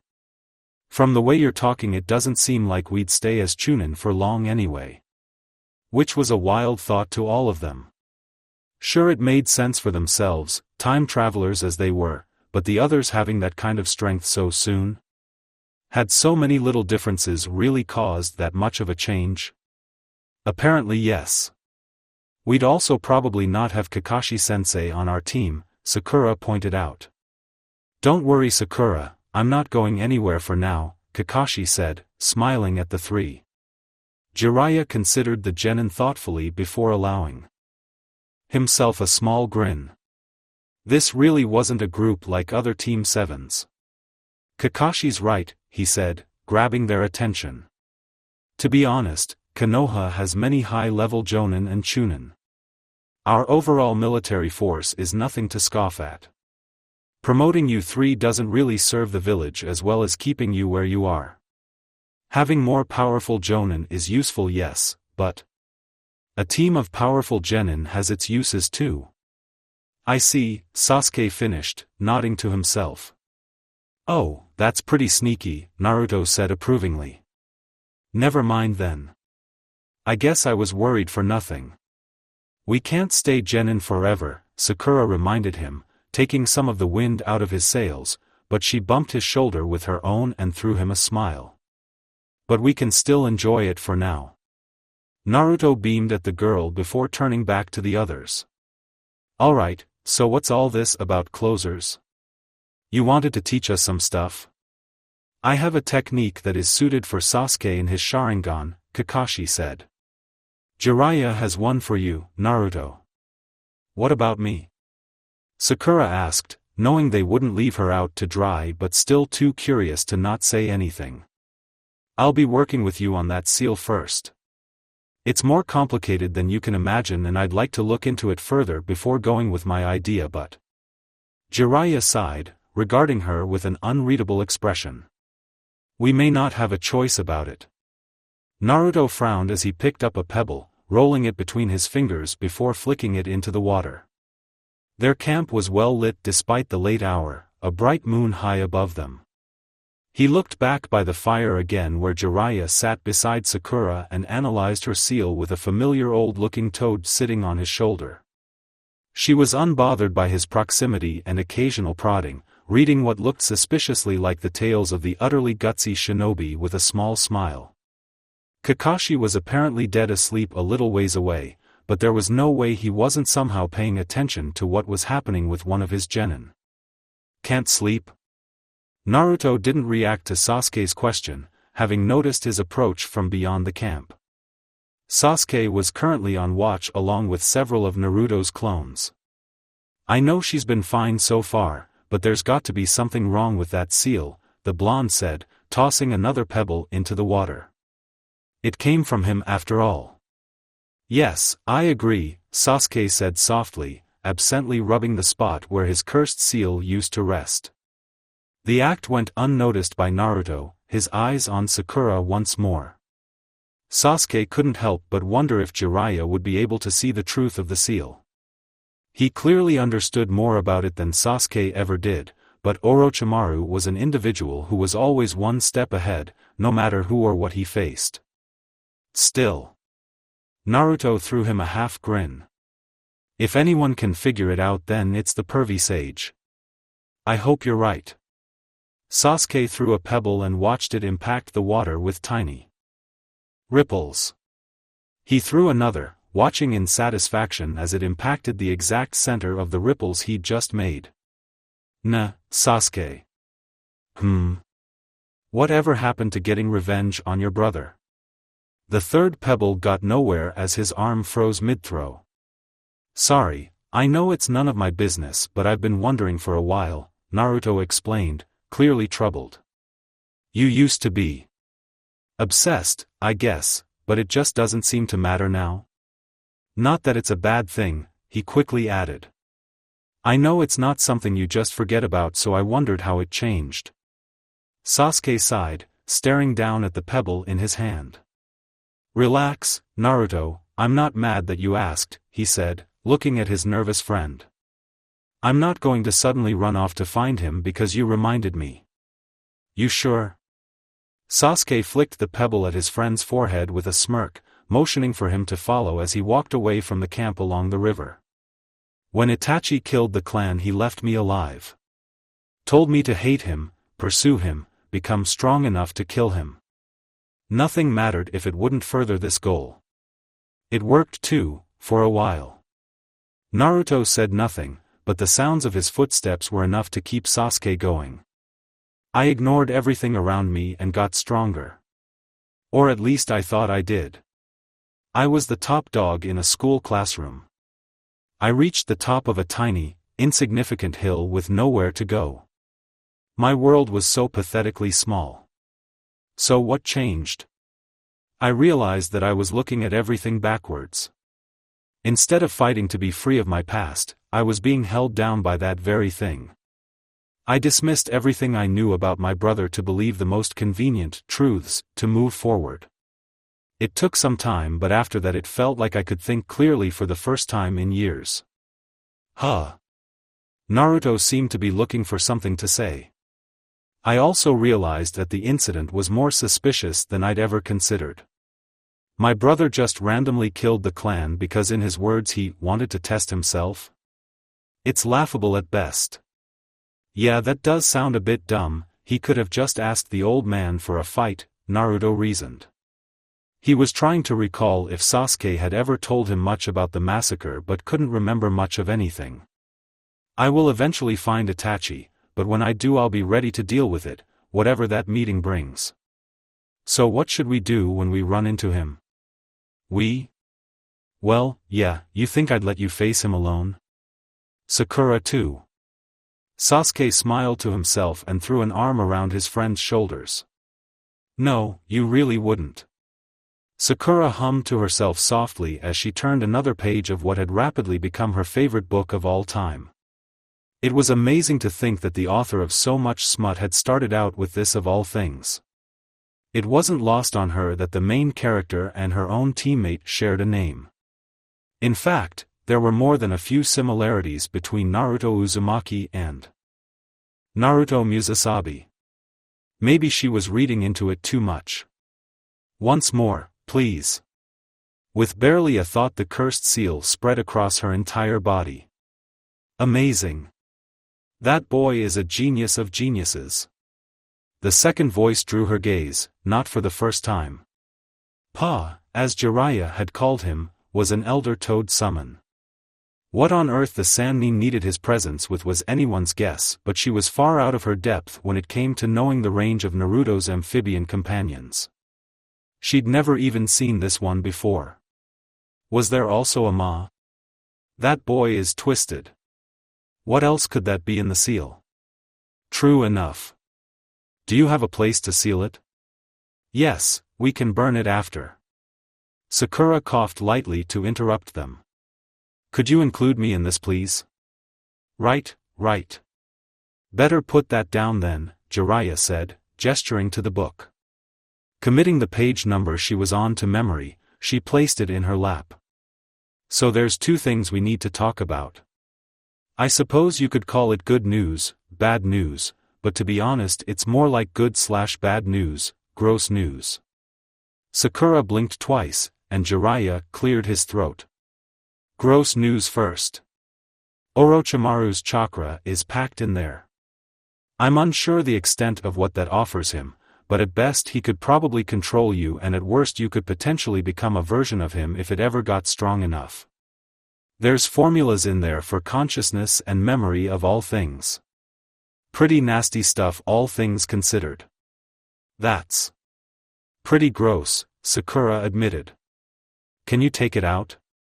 Yes, you'll have to provide something to replace it, but it'll be your chakra so no problems there. Sakura nodded. This was a good start. What's the mixed news then? Before that, what can you tell me about chakra? Jiraiya asked. Physical and mental energies mixed to make chakra. There are many elements, while also having the aspects of mind and body, yin and yang. Jiraiya's eyes rose at the last bit, impressed. It was Pa, however, who continued. That's good. To be short, there is also a third energy that exists in all things called natural energy. People who are able to use it in tandem with their own chakra are called sages. I am a sage, and so is little Jiraiya here. Fascinating. Sakura said, eyes sparkling in interest. Very, the toad said with a nod. Natural energy blesses its user with absurd levels of strength among other benefits, however it is also equally dangerous. Senjutsu requires perfect balance in order to be used, as without it even for a moment a user will turn to stone. It sounds incredibly hard to train. Like you wouldn't believe, Jiraiya griped, only to wince as Pa's cane bonked his head. Of course, the elder toad lectured. It's impossible to gather without being perfectly in tune with nature. Training alone is suicide, and it requires the trainer to be able to remove the natural energy from the user before it kills them if something goes wrong. So what does that have to do with me? Jiraiya sat up straighter and continued explaining. The curse seal is passively taking in natural energy and giving you a pseudo-sage mode. The problem is that taking out the piece of Orochimaru's chakra will remove the balancing that is happening. You will need to learn to balance natural energy in order to take over the seal from him. It's a brilliant piece of work, all things aside. Sakura let all the information settle over her as she considered, not that I'm asking you to, but could you remove the seal? Not without killing you in the process. You'd need someone better at Fuinjutsu than I am, and I'll be honest, I don't know of anyone alive who is. Fair enough, she said evenly. You don't really seem bothered by any of this, Jiraiya said pointedly. I'm not, Sakura said truthfully. If it's a matter of control then I'm confident in my ability to learn it. It's not a matter of if, just when. Pa let out a croak of laughter. I like this one Jiraiya, you should keep an eye on her, he said in amusement, disappearing in a small poof of smoke. The Sannin just shook his head. All right then, we have a plan for you, he said with a nod. I'll summon Pa or Ma to teach you to harness natural energy during the mission. Can I ask you a question? At his nod she continued, this seems like something you wouldn't teach just anyone. Why do it for me? She thought it was a fair point. Sage Mode was a future Naruto trump card. Absurdly overpowered, coveted by the literal handful of people in the entire world who could use it, even Naruto at 16 defeated Pain with it. And Jiraiya was willing to teach her just like that? Jiraiya's expression was neutral, but it was clear he was considering what to say. Eventually he spoke. Why do it for you, like you're some nobody, right? He posed, eyebrows raised. You may not realize this, but your team has the most individual potential on it since Kakashi was a kid. All three of you will clearly become powerhouses one day, and Konoha will be better for it. By helping you reach higher, those who come before you help grow a better future for everyone. Also, Jiraiya looked off into the distance where Sakura knew Naruto had followed Sasuke. I told them about the fox. The two adults traded glances before regarding the blonde. Do you regret it? Jiraiya asked neutrally. Not even a little. Kakashi smiled, mirroring Naruto's cheerful expression. The kid's done nothing but yak about you and your teammate since the day I ran into him. You both mean the world to him.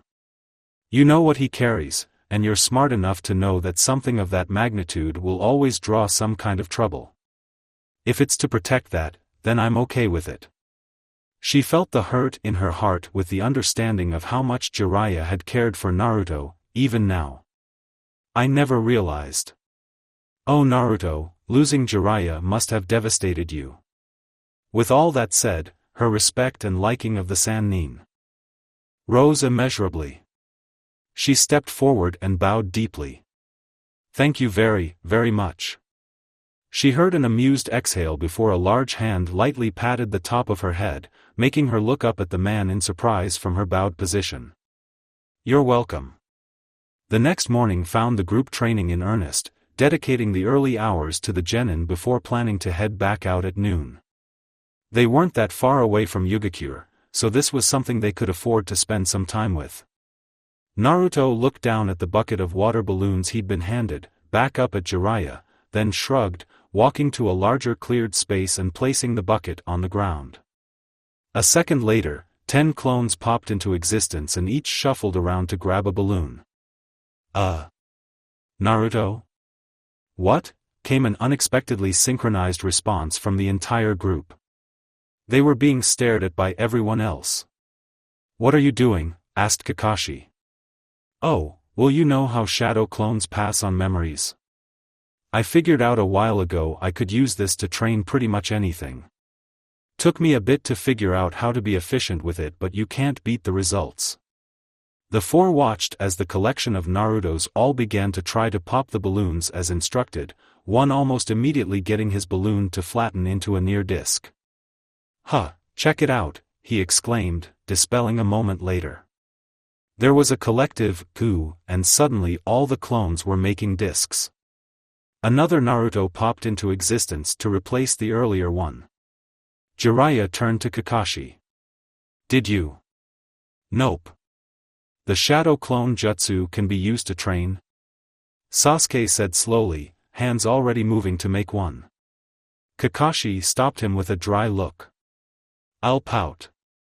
Somehow I feel like there's a bad influence in your life I'm unaware of. Now make sparks like I showed you. Not far from them, Sakura sat in a comfortable position, looking into the faces of two small toads with aged faces. Pa from the previous night, and Ma, the new one. Well, go on then, Pa said. She activated the first level of the seal, letting it slowly cover her body. Fascinating, said Ma. Little Orochimaru made this, you say? It suits a snake like him, Pa said, though it came out more like an observation than anything. Anyway, are you ready to learn, youngster? Sakura grinned, tempering her eagerness to begin. Yes. Let's get started. It was 2 days later when the group stepped through the gates of Yugakure. The gate guards acknowledged but otherwise ignored the genin, their attention favoring the two extremely high-profile shinobi that lead them. Jiraiya gave a relaxed greeting, drawing the pair into a short conversation that had one chuckling before long, nodding at a casually posed question. Not sure if she's still around, but yeah, I did hear my buddy saw her coming in a couple weeks ago. No trouble, I hope? The other guard asked warily. A reasonable thought, the genin knew. Rarely did S-ranks and legends gather just to catch up. None from us, the Sannin returned with a disarming grin.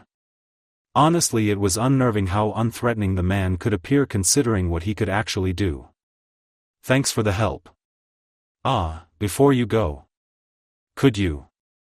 There was a small flash of orange and the genin all resisted the urge to bring a hand to their faces as the legendary shinobi signed his work with a beaming grin. So, what's the plan? Naruto posed as they made their way along the bustling main road. Traffic in and out of the village was somewhat light, but beyond the walls was an entirely different story. You really have to ask? Jiraiya scoffed, motioning for them to follow him. His steps were made with the confidence of someone who clearly knew where he was going. A couple minutes later their patience was rewarded. Alright, let's split up, the Sannin said to the three genin. I'm gonna look in here, you three check everywhere else. As one, the genin raised their eyes to the sign above the door, then to the security guard to their right, and finally back to their temporary leader in a deadpan. This is a strip club. What is this, obvious day? Hop to it, kids, there's work to be done. With that the man entered. Kakashi, who had been ignoring all of this in favor of his orange book, finally looked up from it and took in where they were. He blinked twice before carefully marking his page, stowing the book, and walking inside without a word. Go play somewhere else, this ain't a place for kids, the guard said bluntly, causing Naruto's eye to twitch. He flicked his Hitayate in a silent, I go where I want, kind of way before turning back to his teammates. Well, that went exactly the way we figured it would, he sighed. Plan C then? If that C stands for clones then yes, Sasuke replied. It's still fairly early in the day so Tsunade could be anywhere. We can all go check out the casinos while Naruto covers the streets, Sakura posed. You remember what Shizen-san looks like as well. I still have the picture if you need it. I remember, said Naruto. If they're out and about then I'll find them. Let's pass by the market first though, said Sasuke, getting himself questioning looks from his teammates. He shrugged. I'm hungry. Inside the club, Jiraiya briefly spoke to the hostess before being directed with a nod to the back where the bar was situated. He wove his way through the tables of customers and the occasional raised platform with a scantily clad woman dancing on it. Despite being the middle of the day there were plenty of men and women enjoying themselves. Of course, night would fall before the club became truly alive. Hey there, handsome, the bartender said with a smile as he reached the counter. There wasn't anyone seated there at the moment. Can I get you something? Whatever your favorite drink is to make, I'm heading to a private booth. Is Masuyo around? She's here, but she's on break. Could you let her know that I'm here? I'm sure she'll make an exception, just tell her what I look like, she'll recognize me. I'll wait, he added, sliding into a seat.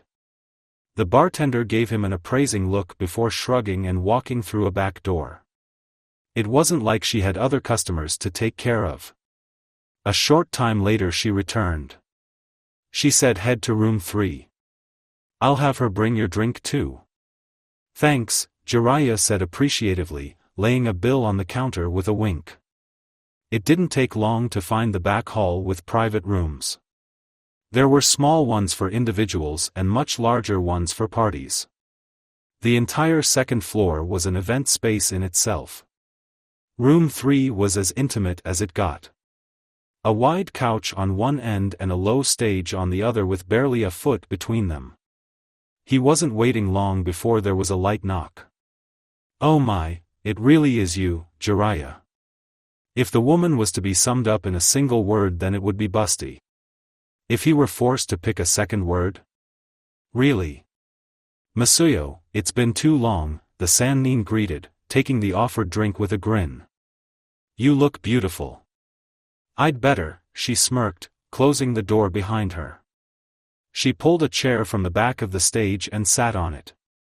I was wondering if you'd be around sometime soon. Were you? He asked in curiosity. Sure. Odd weather's been cropping up. Dark-looking red clouds. Jiraiya paused for a fraction of a second as he sipped his drink. You'll have to tell me all about it, he said, making himself more comfortable. Do you have the time? If it's you I can make an exception. They paused as a dull cheer was heard through the door, drawing odd looks from both of them. Anyway, I've been practicing something new, want to see it? Well, I am on the clock so to speak, but whoever said you can't work and play at the same time, he said with a grin, leaning back in his seat as the woman started her dance. Meanwhile at the bar, Kakashi currently faced the room of patrons that all watched him expectantly. Even the single dancer that was currently in the center of the room was watching, leaning against the pole on the platform.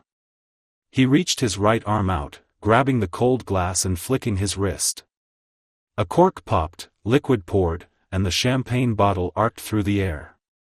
His left hand slid a glass across the counter, catching every drop of the seemingly wild spill within. A twist brought his arm around, catching the bottle a hair before it hit the counter and freezing in place. The cork was securely held in two outstretched fingers. Applause and boos followed. Amazing, the bartender said. You shinobi are something else. It's all in the wrist, he said, returning to his seat while giving the patrons a short wave. So about that drink. Oh, say no more, Shinobi-san. It's on the house, what can I get you? Kakashi smiled under his mask. Shinobi life was pretty cool at times. As expected, it didn't take long for Naruto to find Tsunade. His hinged shadow clone spread throughout the village with ease, blending in as they took in everything. Half an hour after starting, one spotted Shizun walking through a crowd, little pig Tauntaun in her arms and a resigned expression on her face. He casually followed her for a minute before breaking off, ducking into an alleyway and dispelling without notice. Ah, got them. Sakura and Sasuke looked over at Naruto's announcement, having been scanning the large room for their targets under the guise of taking the place in. The smaller casino was a more subdued space, but the large one was actually much more bright and lively than they'd expected. Truth be told, it was hard to imagine the legendary Kunoichi to be in a place like this. Where? Sakura asked. They're eating somewhere not too far away from here. Did you let Kakashi-sensei know? Sasuke asked. Yeah, he's heading over now with Jiraiya-sensei. The blonde paused as he felt something under his foot. In that case we should head over soon too, Sakura said. The genin made their way outside into the bustling street outside. Okay, Naruto, where to? Sakura and Sasuke looked back, but where they'd expected to see their friend, instead the space was empty. Both blinked in confusion. Naruto? Tsunade knew that something was wrong. She should have figured something was off after winning well in the smaller of the two casinos that morning, but at the time she just brushed it off. After continued success in two private gambling dens, however, she was getting wary. Usually winning streaks like this. A large man with a mane of spiky white hair entered the restaurant, closely followed by a shorter man with short white hair and most of his face covered. It took a grand total of 2.5 seconds before the larger one noticed her and lit up in excitement. You've got to be fucking kidding me. Tsunade-sama? Shizun said in surprise, looking up from her food in concern. She followed the blonde's gaze to an even greater surprise. Jiraiya-sama. And Kakashi-san? What a coincidence, her old teammate said boisterously, giving Shizun a pointed look that she understood immediately, relocating to the empty spot at Tsunade's side of the table. He and Kakashi took the two opposite them. Coincidence my ass, don't you have work to do? She griped, pouring herself more sake. Kami, what dumbass problem was he about to lay at her feet this time? Who says I'm not doing it right now? He countered, laying a small scroll on the table in front of her. Delivery. You can guess who it's from. Dread spread through her body as she took in the plain-looking scroll. Whatever buzz she had achieved seemed to dull as her hand automatically snatched the thing up and opened it. Tsunade, I will be brief. You are being recalled to the village for a matter of great importance. Out of respect and care I have allowed you a very long leash, however. Your time abroad is now over. Jiraiya will give you any details you ask and will escort you back with his team. Hiruzen Sarutobi, Sandame Hokage, she fucking knew it was bad day waiting to happen. A flick of her fingers sent the offending message at Jiraiya's forehead hard enough to knock him over, but he snatched it out of the air without breaking his grin, reading it over himself. Absently he placed a privacy seal on the table before tapping it with a flaming finger. Oh, that's what the old man said, he mused, incinerating the paper with some fire chakra from his fingers. Well, any questions? This is your team, she asked after a second, deciding to hold off on the one that everyone knew would be driving her crazy at the moment. Actually, it's Kakashi and his kids. He leads Team 7. Lovely, the insane group. What a winner, she snarked. Why the fuck are you here, Jiraiya? To collect Konoha's next Hokage, he replied simply. Hokage. Rage bloomed in her chest. Is this a fucking joke? Dead silence hit the table as everyone looked at him in shock. Clearly he hadn't shared everything with his own team. Hokage? Kakashi repeated. He moved his one-eyed gaze back to her appraisingly and nodded after a second. Yes, I can see why they made that choice. Those old farts can make all the choices they want, Tsunade snarled. Like hell, I'll take that shitty hat. If you want to argue, you'll have to take it up with Sensei, Jiraiya said, shrugging as he took some of her sake.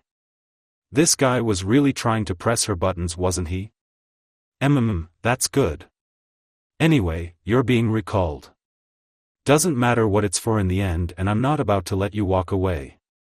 Slowly Tsunade stood, leaning forward slightly, and cracked her knuckles against the wood table. And what if I decide to walk anyway? Jiraiya's gaze darkened and Shizen visibly shrunk back from the man. Even Kakashi seemed to tense up. Then in that case I'd Tsunade Senju. The four adults turned to see a large samurai approaching them with a disgruntled expression. Two Leaf Genin trailed him while a third was being held in the air by the back of his shirt. Kakashi's team obviously, and their identities. Even though she hadn't seen him for over a decade, she could have been brain dead and still recognized Minato's son, the Leaf's very own Jinchuriki. Naruto Uzumaki, if she remembered right. The other boy was obviously an Uchiha, which given their very dead situation made him Sasuke Uchiha. The girl was a mystery but dismissed instantly. A few seconds later he stopped near their table. Does this kid belong to you? Naruto let out a weak chuckle but stopped as he was given a small shake.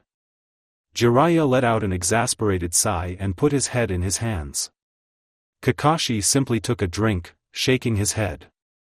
I'm not sure what trouble he's gotten into, but we'll make sure he doesn't do it again, she said, giving him a look that promised great bodily harm. See that he doesn't, the samurai said gruffly, dropping the blonde on the ground. Naruto Uzumaki has been permanently banned from the Tora gambling house. That was the name of the large casino in the center of the village. What nonsense did this kid? Her thoughts were cut short when she was handed a small scroll. As a thank you for troubling you with this matter, the house has graciously decided to clear your debts.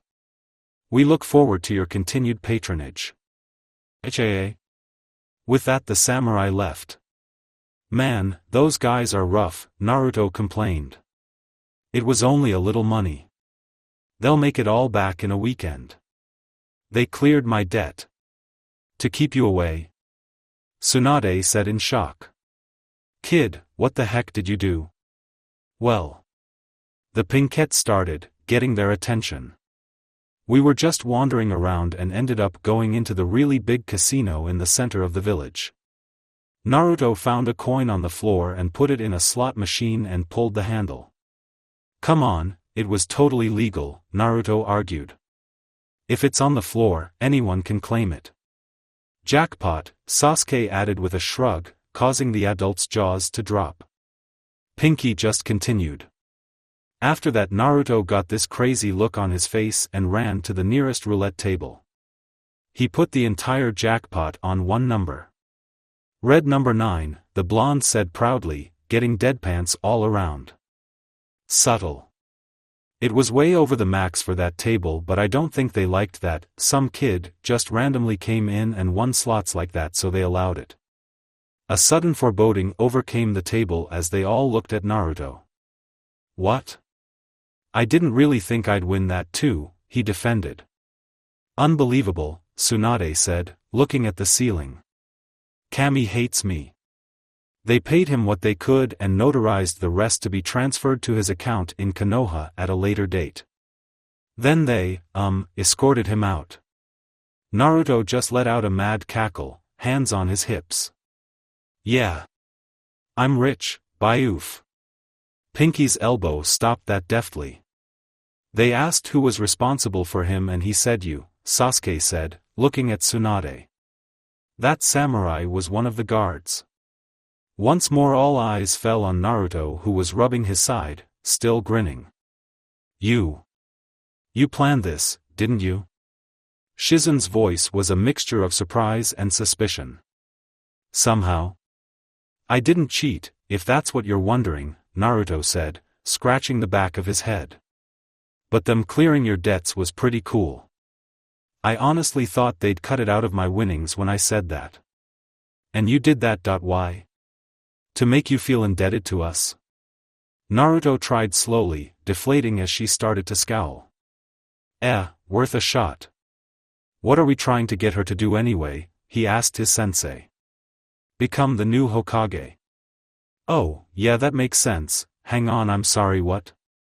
The three genin looked at Kakashi in utter shock, only to turn back to Tsunade, who at this point felt like she was starting to get a headache. Damn it, all she wanted to do was eat good food and drink.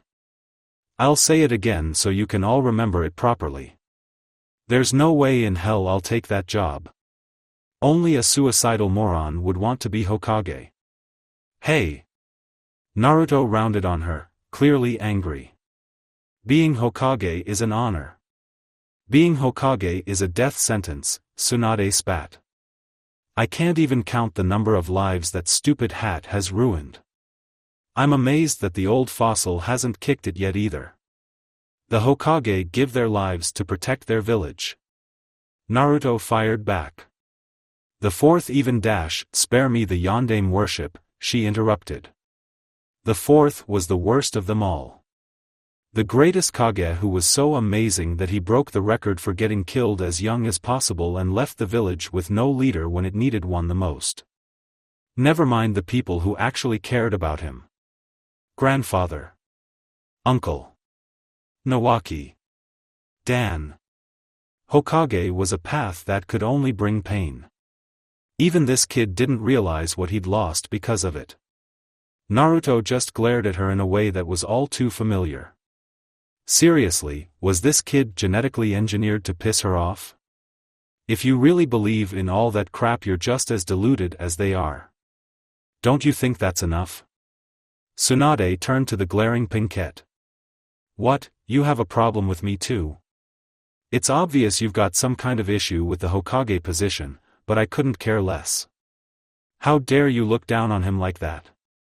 From what I can tell, you've been running away from any kind of real responsibility for years, drinking and losing money like some kind of degenerate. He's got more integrity in one finger than you do in your whole body, which is something because there's so much of it, she added. Jiraiya spat out the small sip of sake he just took over the currently frozen Shizun and Tauntaun. Kakashi had a hand on his Hitai 8. With a blank face, the slug Sannin stood up. Outside, Pinky. Sakura scowled, watching Tsunade walk out of the bar with people scrambling to get out of her way. Sakura, you really no, Naruto. I won't let anyone talk to or about you that way, she spat. Even if she's one of the strongest people around. Naruto scratched his cheek in uncertainty, no one aware of the guilty feeling that had settled in the boy's gut. He'd been goading Tsunade on purpose to try and get their showdown and subsequent bet to more or less go the same way as the first time around. Sakura leaping to his defense and running away with it was definitely not anticipated. Besides, however annoyed she'd been with him in the old timeline, she was pissed at his friend. A part of him couldn't help but be warmed by Sakura's words though, so it wasn't all bad at least. Coming? He looked up to see both Sakura and Sasuke waiting for him a few feet away and quickly made to follow. Finally silence fell on the room, and the sound of Jiraiya setting his now empty cup down on the table seemed to reverberate. We really should go after them, shouldn't we? Shizune posed awkwardly, getting an exasperated look from Jiraiya and a blank one from Kakashi. Kakashi-san's team is about to lose a member. The Sannin took a moment before reaching across the table and grabbing his former teammate's sake bottle, draining it in one go before standing. Okay, I'm ready now. Sakura was, in a word, upset. She assumed that the woman she trained under, became friends with, and ultimately emulated over the years, minus the alcohol issues, was always the way she was. Rough, but caring under it all. Reckless, but responsible when it counted. She experienced many tragedies, but they grew her into someone stronger. This bitter, sad existence. This was not the Tsunade she knew. She meant everything she said to Naruto. Gone were the days that she'd tolerate anyone bringing him down. But in actuality she was most upset for herself. She was pissed that this Tsunade was a shell of who she was supposed to be. Naruto, you changed her, didn't you? Like you did everyone else. Did I take that from you today? Seeing Tsunade stand across from her in the empty training ground she'd been led to took away much of the guilt she might have felt. At least she didn't make a scene in the village streets. You're in for a shock, sensei. Over on the side of the field Naruto, Sasuke, Jiraiya, Kakashi, and Shizune waited, the latter holding her pig maybe a little too tightly if its expression was anything to go by. Shouldn't we stop this? She asked in a low voice. Tsunade-sama looked really mad. Sakura could get seriously hurt. If there's one thing that being on Team 7 has taught me, Sasuke began, glancing at the others with Sharingan eyes before returning his attention to the field, it is that you should never underestimate Sakura. Don't you mean your opponents in general? No, he specifically means Sakura, Naruto said with a nod. She is damn scary. Kakashi just nodded. Shizune just gave them a look of disbelief. A strong genin or not, this was a Sannin they were talking about. Jiraiya shrugged. I'll admit I haven't seen her fight yet, but from what I heard this should be interesting. Bets? Asked the masked Jonin. 1,000 Ryo says she knocked Tsunade on her ass in the first hit, said the blonde. Shizune snorted in laughter at the absurd bet. 1,000 to the same, but on her second hit, Sasuke countered. She probably doesn't want to actually hurt Tsunade. I'll take those, but Tsunade won't get knocked over. She's still going to lose, Kakashi said. Well yeah, she's a Sannin, Naruto said, as if it were the most obvious thing in the world. Shizune just looked up at Jiraiya in bewilderment at the contradicting statements. Jiraiya-san, where did you find this crazy team? The man just laughed, settling into getting some good insight to his newest student. They really are betting on us, Sakura sighed. Ah well. How did you want to do this? She called out to Tsunade. You can do whatever you want, I'll just be using this. Tsunade held out the pointer finger of her right hand. I only need one finger to deal with a brat genin like you. Sakura's jaw clenched in aggravation. This bitch. You know what? Let's make a bet, the Sannin continued. If you can make me use more than this finger I'll obediently follow your group back to the village. And if I can't? Sakura asked. Then your loudmouth teammate can hand over everything he's got on him and you'll piss off. Sakura looked over at her team and saw a number of thumbs up. Deal. In that case, what are you waiting for? Bring it. A breath later Sakura was in front of Tsunade, fist pulled back. Surprise flicked across the woman's face at the sudden speed. Hope you've got strong fingers. She launched her fist forward as Tsunade moved her finger to block it, the contact causing both to get blasted back a number of feet. Sakura clenched her teeth, flexing her hand before reforming a fist. Tsunade looked from her finger to the girl's fist in befuddlement.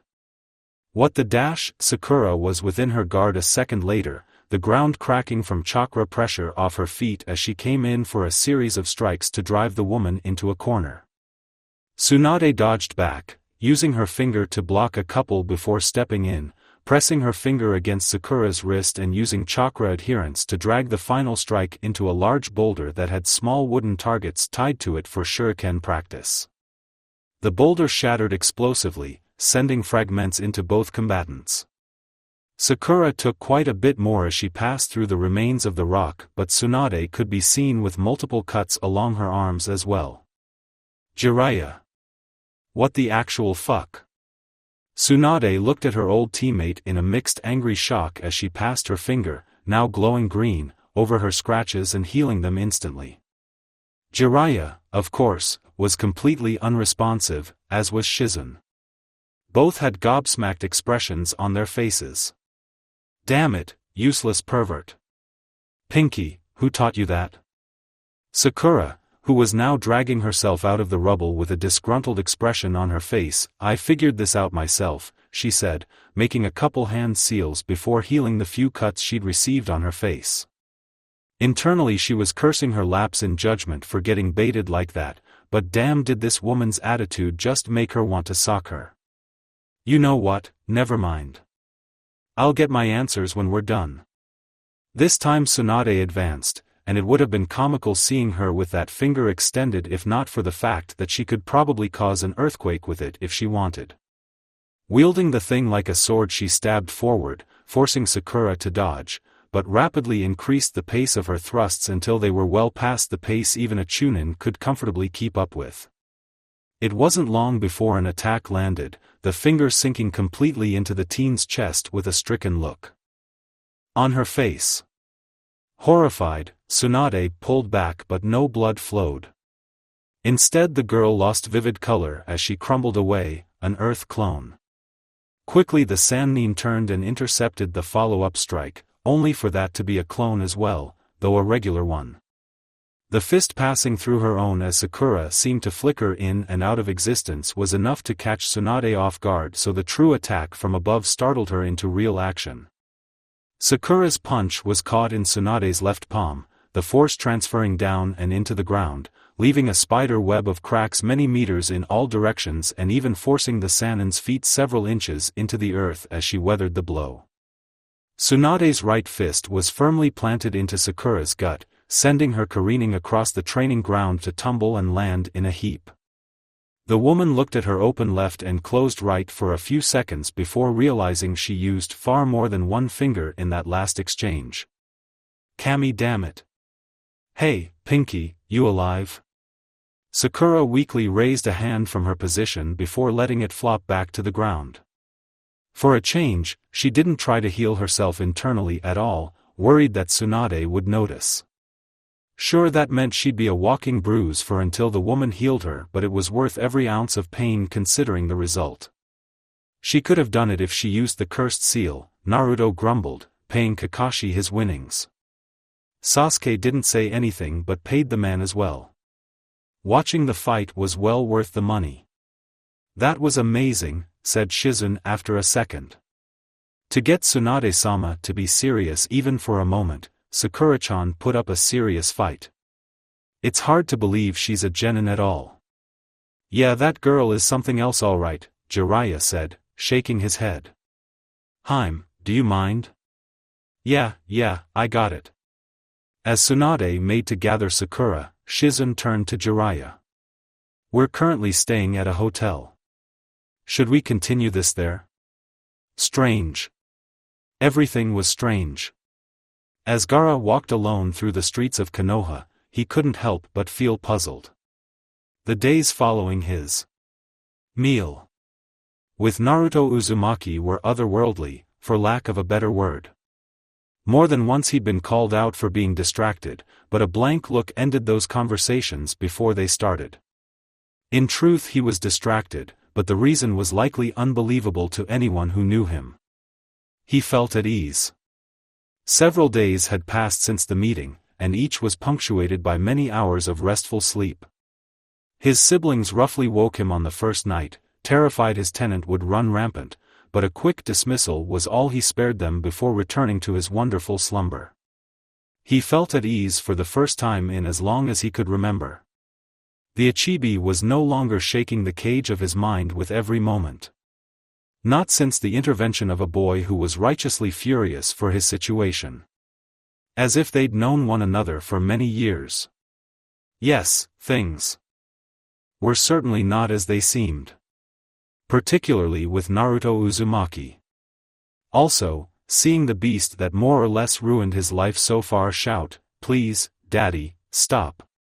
I'll be good," was still so absurdly unreal that he actually wondered if he hadn't just collapsed from severe exhaustion and now he was just living in a dream while the murder Tanuki rampaged using his body. Yet it was quiet.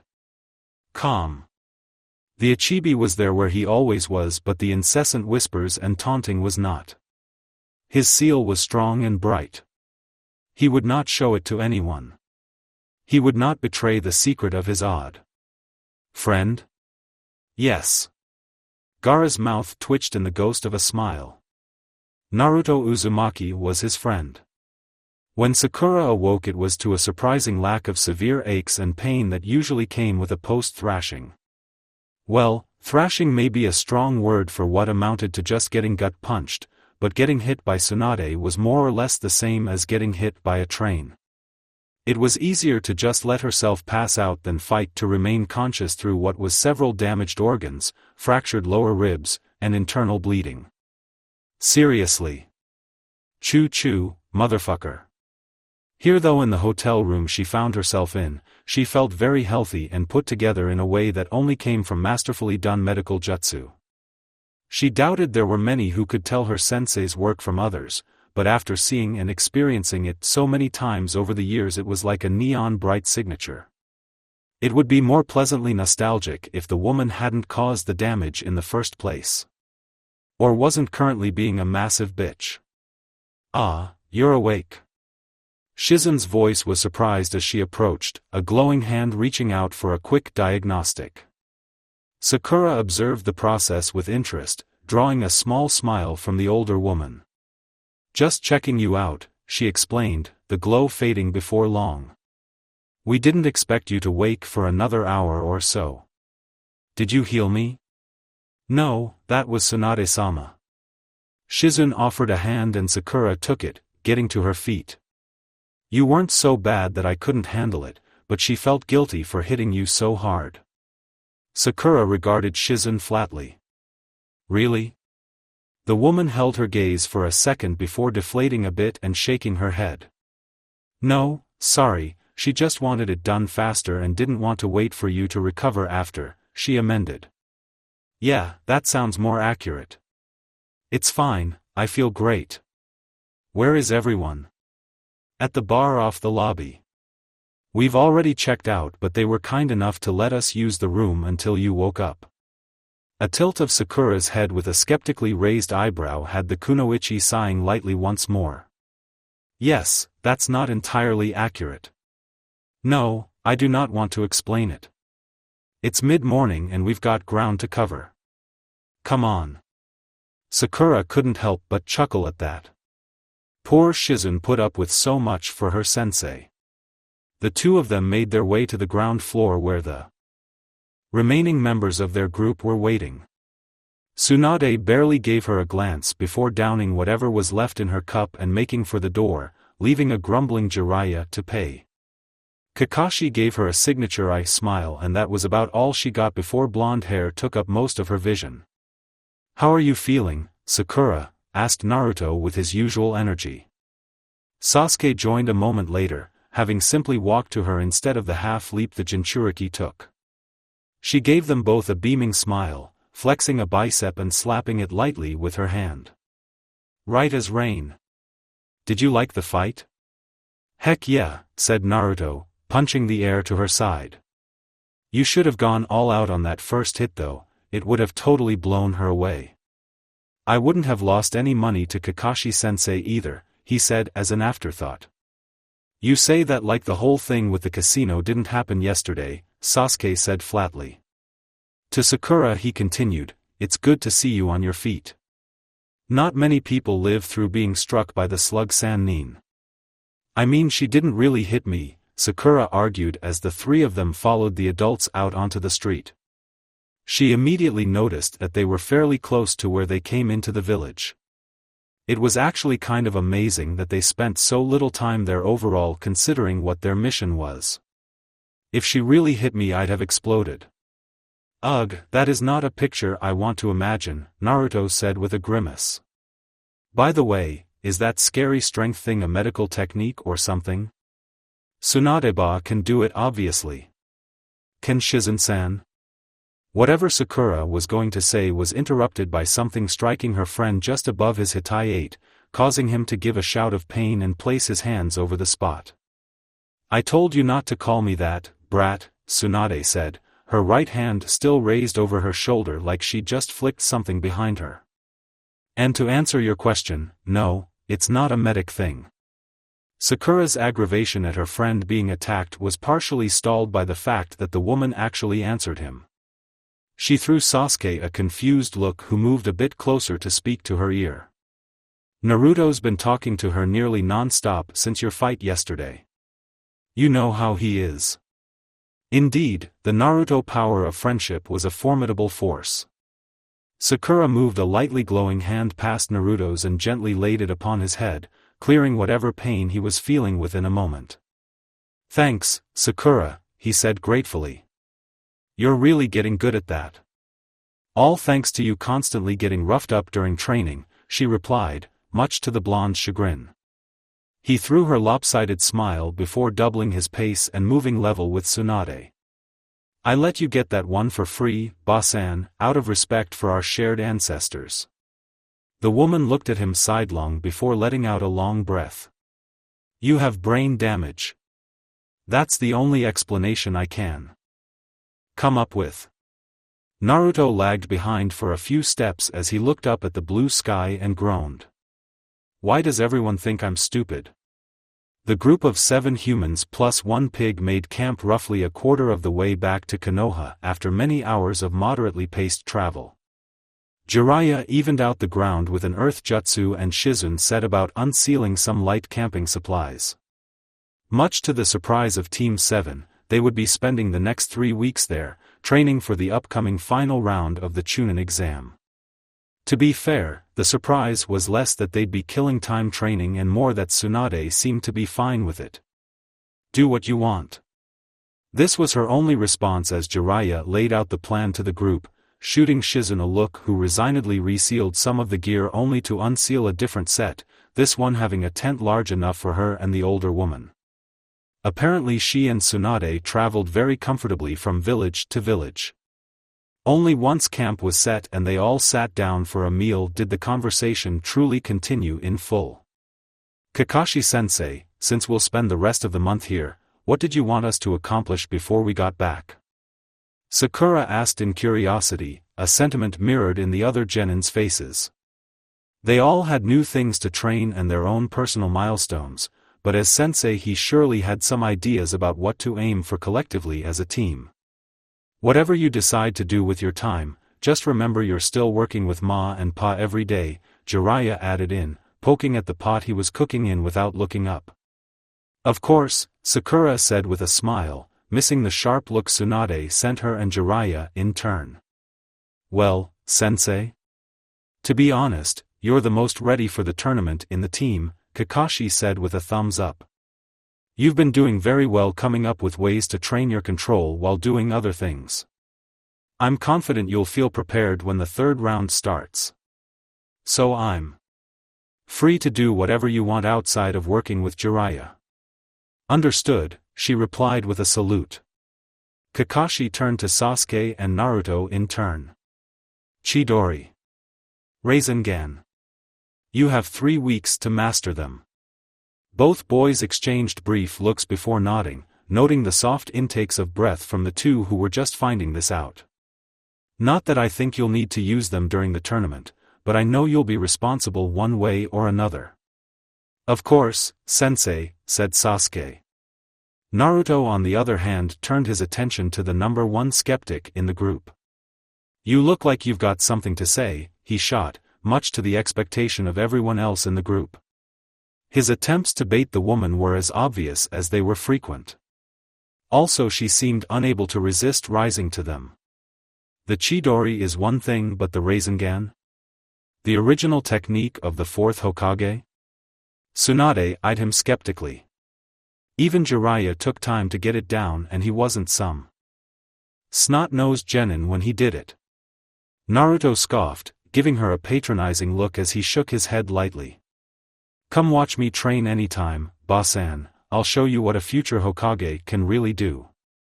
There was a snap, and all gathered knew it was the woman's patience. Leaning slightly she grabbed the front of the blonde genin's shirt. Hey, don't you think you're taking this a little too seriously? The rest of the group watched Naruto disappear over the trees on the other end of their clearing, his voice trailing off to nothing. I'll get him later, Tsunade said neutrally, accepting seconds from Shizun. The next day dawned bright and comfortable for Team 7 and company. Not about to let their eventual destination distract her from her day-to-day activities on the road, Tsunade looked over medical documents she picked up from the central hospital in Yugakure. While most of the information she had was fairly restricted, her position as one of the top medical minds in the elemental nations gave her plenty of leverage when it came to exchanges of knowledge. She still worked to solve many of the medical issues their time faced, but while her mind and abilities never dulled, being on the road so much afforded her little in the way of large amounts of medical data. She simply didn't have the patient count. Even the times when she and Shizun settled for a few months in a smaller village with some medical issues and set up a temporary clinic, it wasn't enough just by size. So she offered her insight and help when able, and they paid her back in turn. Shizun was next to her, studying a diagram of a human hand and comparing it to the diagnostic she was performing on her own hand. Much of her time was spent studying one thing or another as she grew her medical knowledge. Working as Tsunade's apprentice and traveling as her friend was a dream come true in many ways.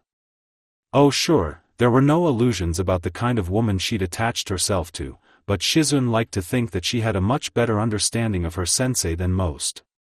Tsunade was a good person at heart, and following her would allow her to help make the world a better place. Sasuke and Naruto were already gone, led off by Kakashi to a different area to work on their respective techniques. This left Sakura patiently waiting next to Jiraiya as he pored over a diagram of a complex-looking seal. That snake, always making my life more difficult, he grumbled, cutting his thumb lightly and flashing several hand seals without breaking his attention from the paper. He placed his hand on the ground and two elderly toads appeared in a puff of smoke. Oh, is that Tsunade-chan over there? Said Ma, waving at the surprised woman.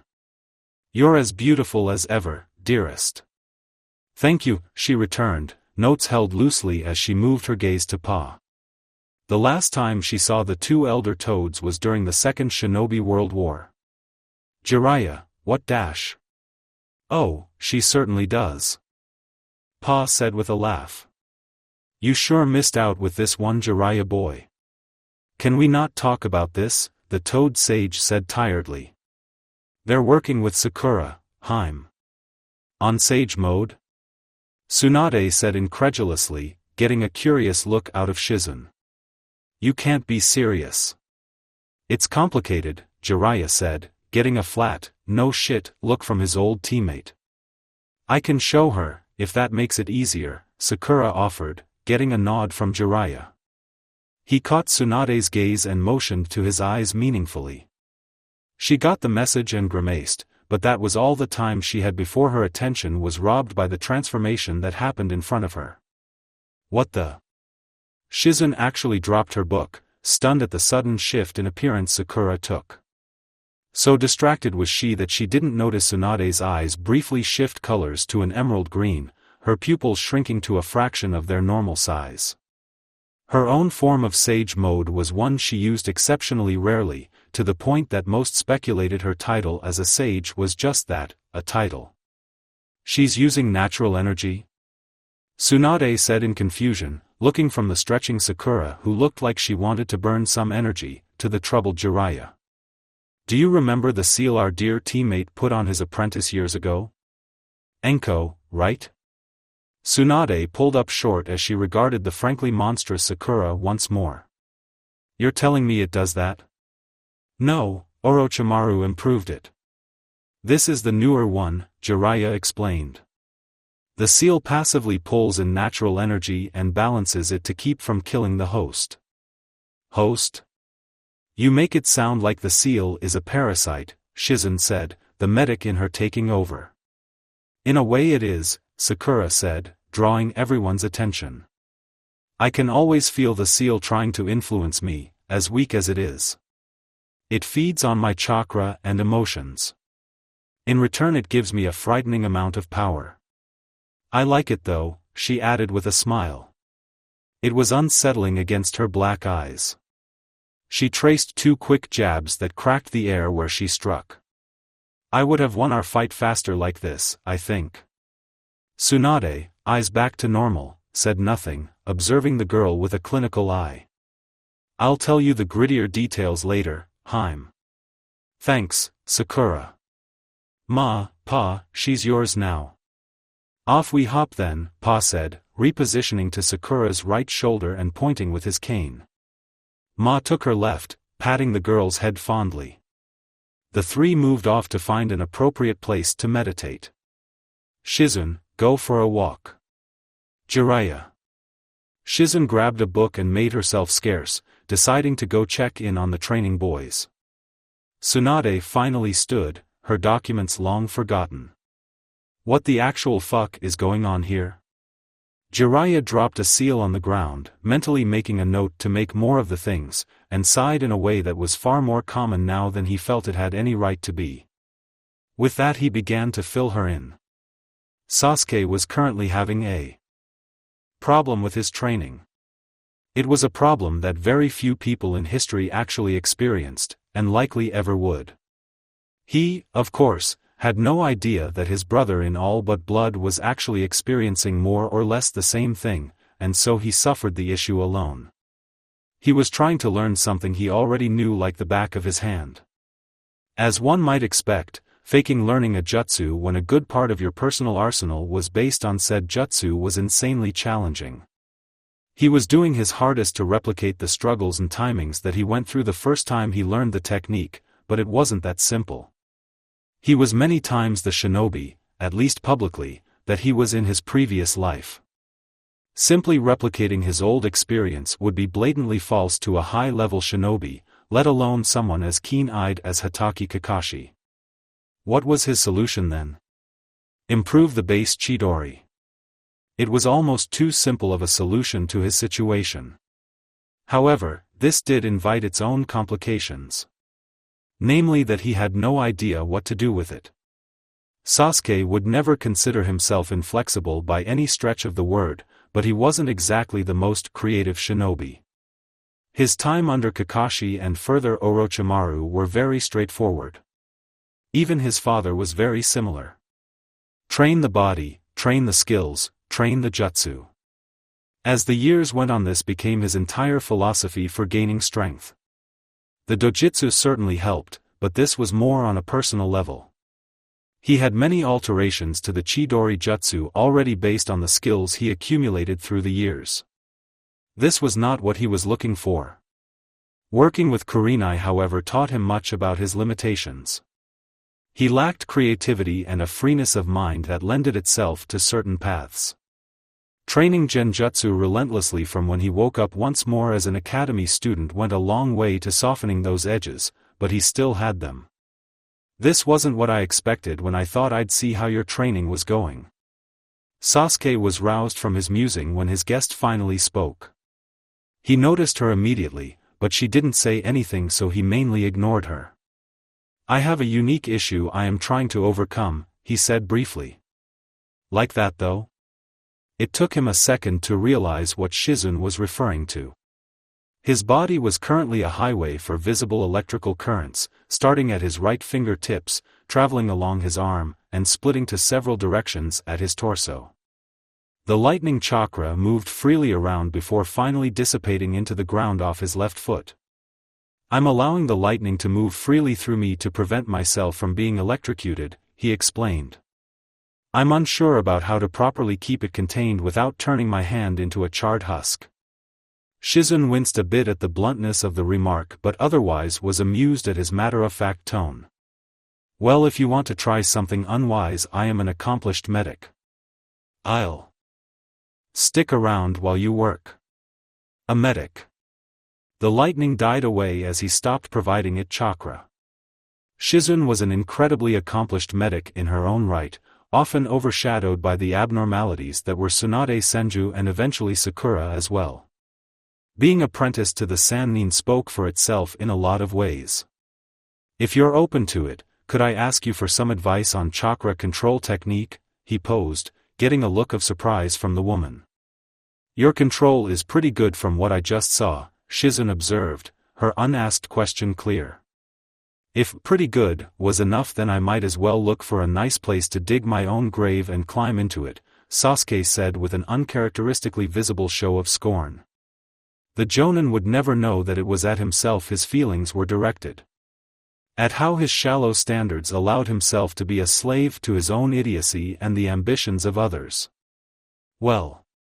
Shizun considered the genin before nodding to herself. It wasn't like she had anything pressing to take care of. I'm sure I can give you something to work on. My training might be a bit much though, medical techniques require exacting control. Sasuke gave a satisfied grin. A promising perspective as ideas began to form. That's exactly what I'm looking for. Not gonna lie, Haim, but Sakura's on another level from where you were at her age. This whole team is like that. They're the future. Come on, Jiraiya, Tsunade said skeptically. I'm not saying the kids can't be really good, but don't you think you're going a bit too far? The future, really? You know just as well as I do what a single heavyweight can do for a village. Besides, the prophecy if I've said it once I've said it a dozen times, Tsunade interrupted. Dumb shit your toads say while they're high doesn't magically make it prophetic. Stop licking the brightly colored ones. She paused as Jiraiya grumbled to himself. It's Minato's kid, right? The one who you think is. Whatever?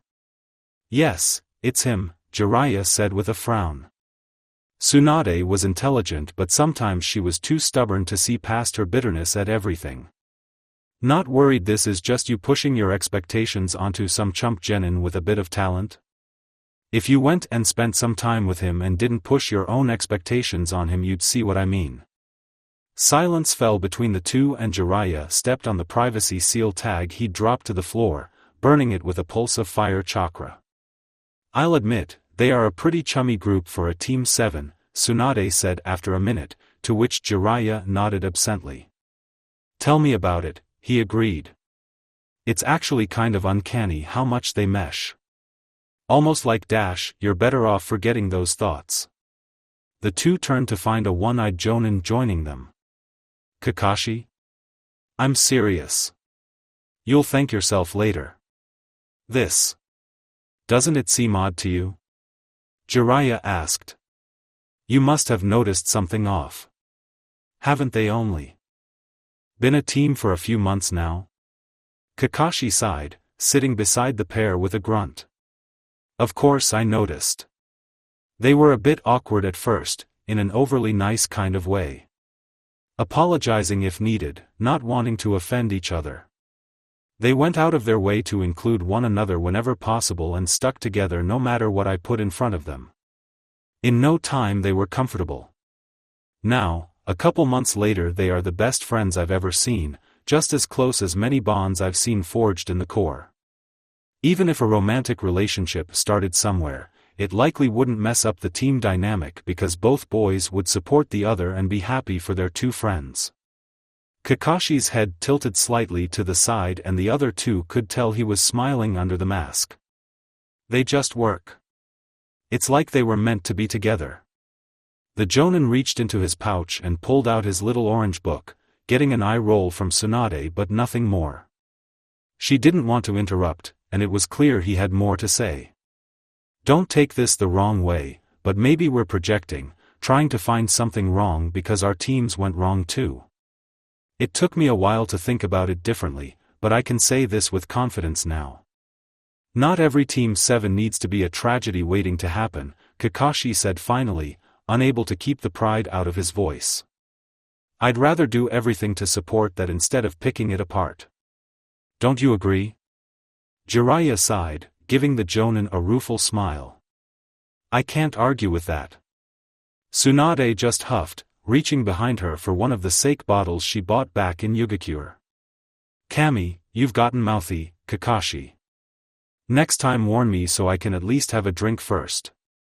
She surprised him then by tossing him a cup and the bottle after she poured her own. Go on, tell us more about your new team. Tsunade let out a steadying breath, focusing on the fading warmth of the setting sun against her skin. Over 3 weeks passed since they set up their camp. 3 weeks of the kids working to become the scariest group of genin Konoha had in a long time. 3 weeks of trying to figure out what to do with her life once she was back in Konoha once more. 3 weeks of trying to take a bath properly without Jiraiya trying to peep on them. Ironically, the answer to that solution was to include Sakura. While making comments about a young girl's potential was fair game, actually peeping on one was apparently beyond the near-invisible line the man drew for content acquisition, if barely. She could bathe in peace, and it also gave her an opportunity to learn about the genin with skills so similar to her own. Sakura's chakra control was uncanny, to the point that she could already be considered one of the best in the entire village. She wasn't able to spit out large jutsu by any stretch of the imagination, but it simply didn't matter. The girl was the poster child for the phrase, quality over quantity. Then there was the matter that the Pinkette seemingly created her own super strength technique, a byproduct of her medical training, chakra control, and ingenuity.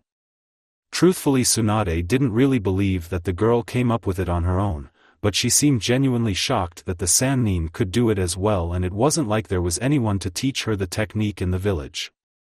She must have heard about it from somewhere and just figured it out, which to be frank was just as ridiculous. Regardless, the girl was, for lack of a better word, uncut.